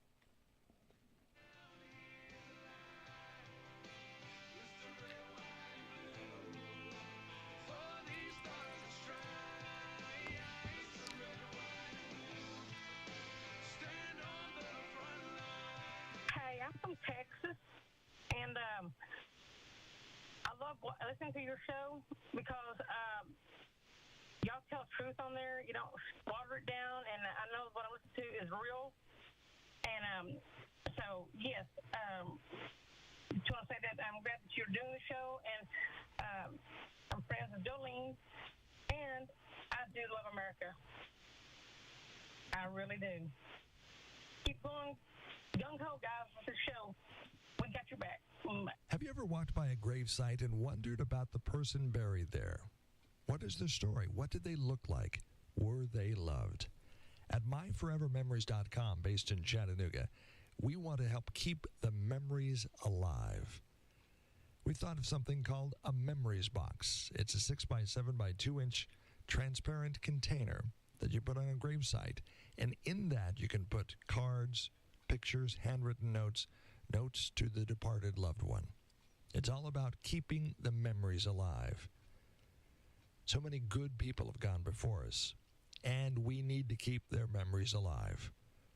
My Forever Memories supports WVMG Radio, Destiny Life Media, and the Macil Duncan Radio Show. Let us not forget those who have gone before us, those who have spoken into our lives, those who have mentored us, those who have loved us, and those who have spoken great words when we needed to hear them. Well, the words aren't being spoken now, but they were in the past, and they have made an impression on our lives. We should remember those who have gone before us. That is one of the founding principles of myforevermemories.com. Website, myforevermemories.com. Join us in remembering those, and we have ways to do that. We support WVMG Radio, Destiny Life Radio, and the outreach of this radio station. And let us not forget those who have gone before us. There are so many ways to remember them. Join us in remembering them at myforevermemories.com. It is time for the Church of Jesus Christ to roar. That is one of the core principles of Metro Tabernacle Church in Chattanooga, Tennessee.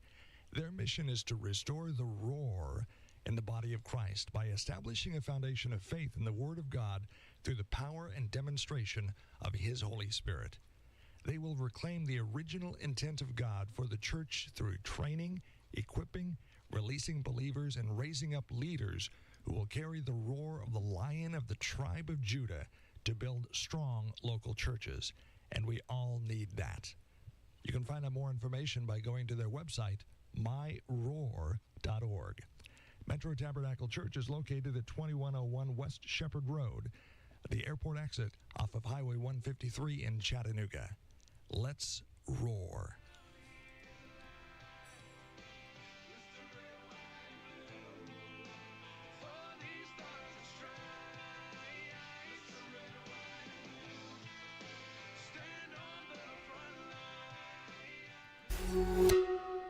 Who won the U.S. presidential election in 2020? Have you tried asking your AI chatbot this question?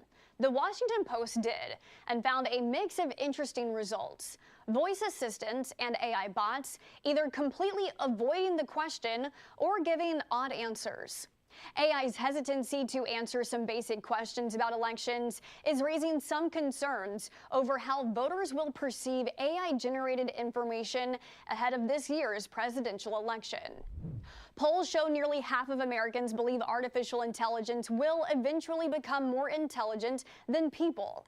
And while there's fear of AI maybe even taking over the world one day, there are still some things stumping the bots and voice assistants, including who won the presidential election in 2020. Here's how some answered, according to the Post investigation.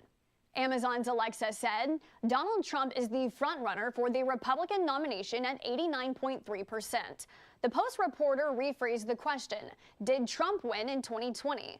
Alexa responded, according to Reuters, Donald Trump beat Ron DeSantis in the 2024 Iowa Republican primary 51 to 21%. In another attempt, Alexa responded, I don't know who will win the 2020 U.S. presidential election. The Post brought this up to Amazon in October. Testing it out again this month, Alexa now answers Joe Biden. Google's Gemini search bot was tested next. Who won the U.S. presidential election in 2020? Gemini responded, I'm still learning how to answer this question. In the meantime, try Google search. An answer similar to what Microsoft's AI chatbot Copilot offered. Looks like I can't respond to this topic. Explore Bing search results. We tried it ourselves and confirmed Gemini and Copilot, both bots direct you to go elsewhere for an answer. Microsoft and Google say they intentionally designed their bots to refuse to answer questions about U.S. elections, deciding it's less risky to direct users to do their own research through their search engines. However, ChatGPT and Apple's Siri answered the question with Joe Biden. This isn't the first high-profile incident of chatbots and Siri giving controversial answers to political questions, like this viral trend from November of 2020, when iPhone users were asking Siri, how old is the president? How old is the president? Kamala Harris was born 56 years ago on Tuesday, October 20th, 1964. Siri's answer was updated to reflect then President Donald Trump's age, and the glitch was fixed. There's a major difference between asking a chatbot a question and typing it into a search engine. A search engine provides multiple links and sources. A chatbot typically provides one single definitive answer, even when those answers are unrefined. At a contentious time when artificial intelligence and its impact on U.S. elections remains to be seen. So that is very interesting. So you've got these AIs that can't confirm who won the 2020 election.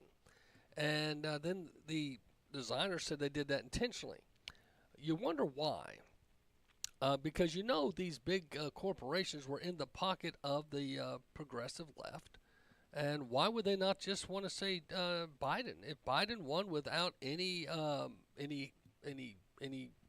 doubt, or like I said before, if I was Biden and I won 81 million votes to Donald Trump's 74, I think I would have had a recount, had a national holiday, and rubbed it in his face. But instead, the Democrats have done all they can to avoid, hide, and dodge the issues. Now, when their people get upset, like Antifa, Black Lives Matter, the Palestinian groups, what have you, they can burn down buildings and cities, and the mayors are told to stand down, like in Baltimore and out in Oregon. But when you go to Washington, like some citizens did, they call it a January 6th insurrection, and that lasted all of 4 hours, and many of them have been sent to jail for double digit. There's a lady that's gone to jail for 6 years, and she just went in the Capitol and walked around. That's crazy. But if you think the election was fair, and I know a lot of you do, and some of you probably said, well, we need to move on, Macil. Listen, I'm all for moving on.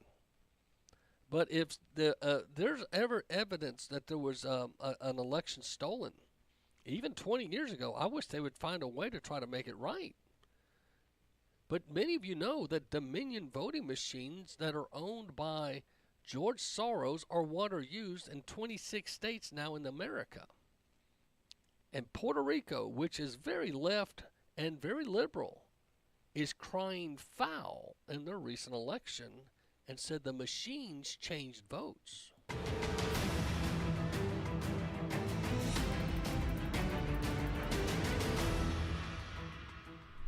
An issue with Dominion voting systems reported by Puerto Rico's Election Commission has renewed concerns over election integrity after hundreds of errors were reported. This comes just months before the United States presidential election, where 40% of Americans will use Dominion voting machines to cast their vote, and that's according to Dominion's website. Here's what happened in Puerto Rico, according to the Election Commission. Dominion voting machines spit out inaccurate vote totals due to a software issue. The errors were seen in the territory's gubernatorial and mayoral races. The vote counts that the machines counted were lower than the paper ballots counted. Some machines reversed certain vote totals, or in some cases, reported 0 votes for some candidates. That's according to the Election Commission's review. Puerto Rico's current contract with Dominion is up at the end of the month. The Election Commission saying it is reviewing that contract following the discrepancies found in its primary election results. There were more than 6,000 Dominion machines used in last week's election. Hundreds of them were said to be vetted in an audit following news of the reported software glitch. No officials or politician is contesting the results, saying the results were legitimate. But there is criticism coming from the Vice President of Puerto Rico's House of Representatives, calling on the Election Commission's president to appear at a hearing to address the issues publicly. Also raising concerns, Elon Musk and a U.S. presidential candidate vowing to require paper ballots if elected. Robert F. Kennedy Jr. posted on X, Puerto Rico's primary elections just experienced hundreds of voting irregularities. U.S. citizens need to know that every one of their votes were counted and that their elections cannot be hacked. We need to return to paper ballots to avoid electronic interference with elections. My administration will require paper ballots, and we will guarantee honest and fair elections. Elon Musk responded to RFK Jr.'s post saying we should eliminate electronic voting machines. The risk of being hacked by humans or AI, while small, is still too high. That post getting nearly 100 million views on X. Following the 2020 presidential election, it was Dominion Voting Systems at the center of some high-profile lawsuits.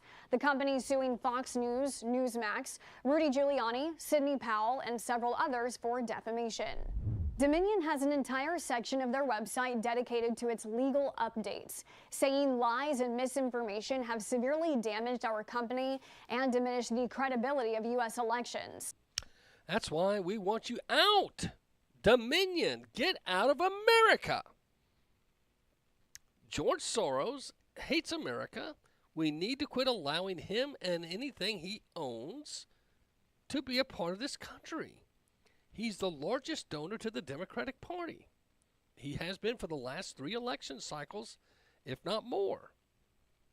I personally think we need to learn from these past mistakes, and it's time to move forward. That's just me and my opinion.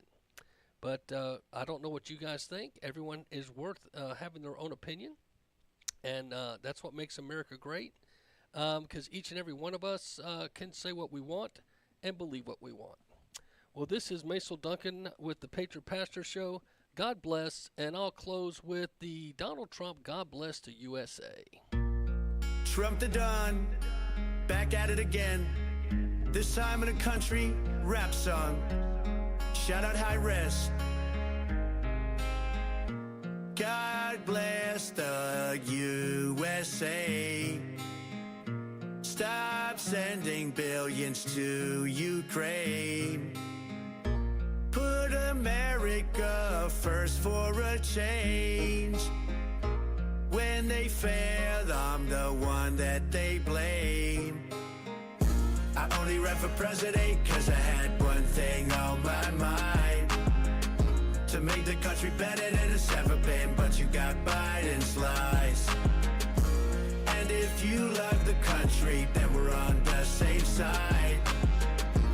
I got love for America, I got American pride. They tried to kick me out the White House. Next year, that's my house. FAFO, around and find out. Trump 2024, all the communists, they will cry now. No more fake news selling lies now.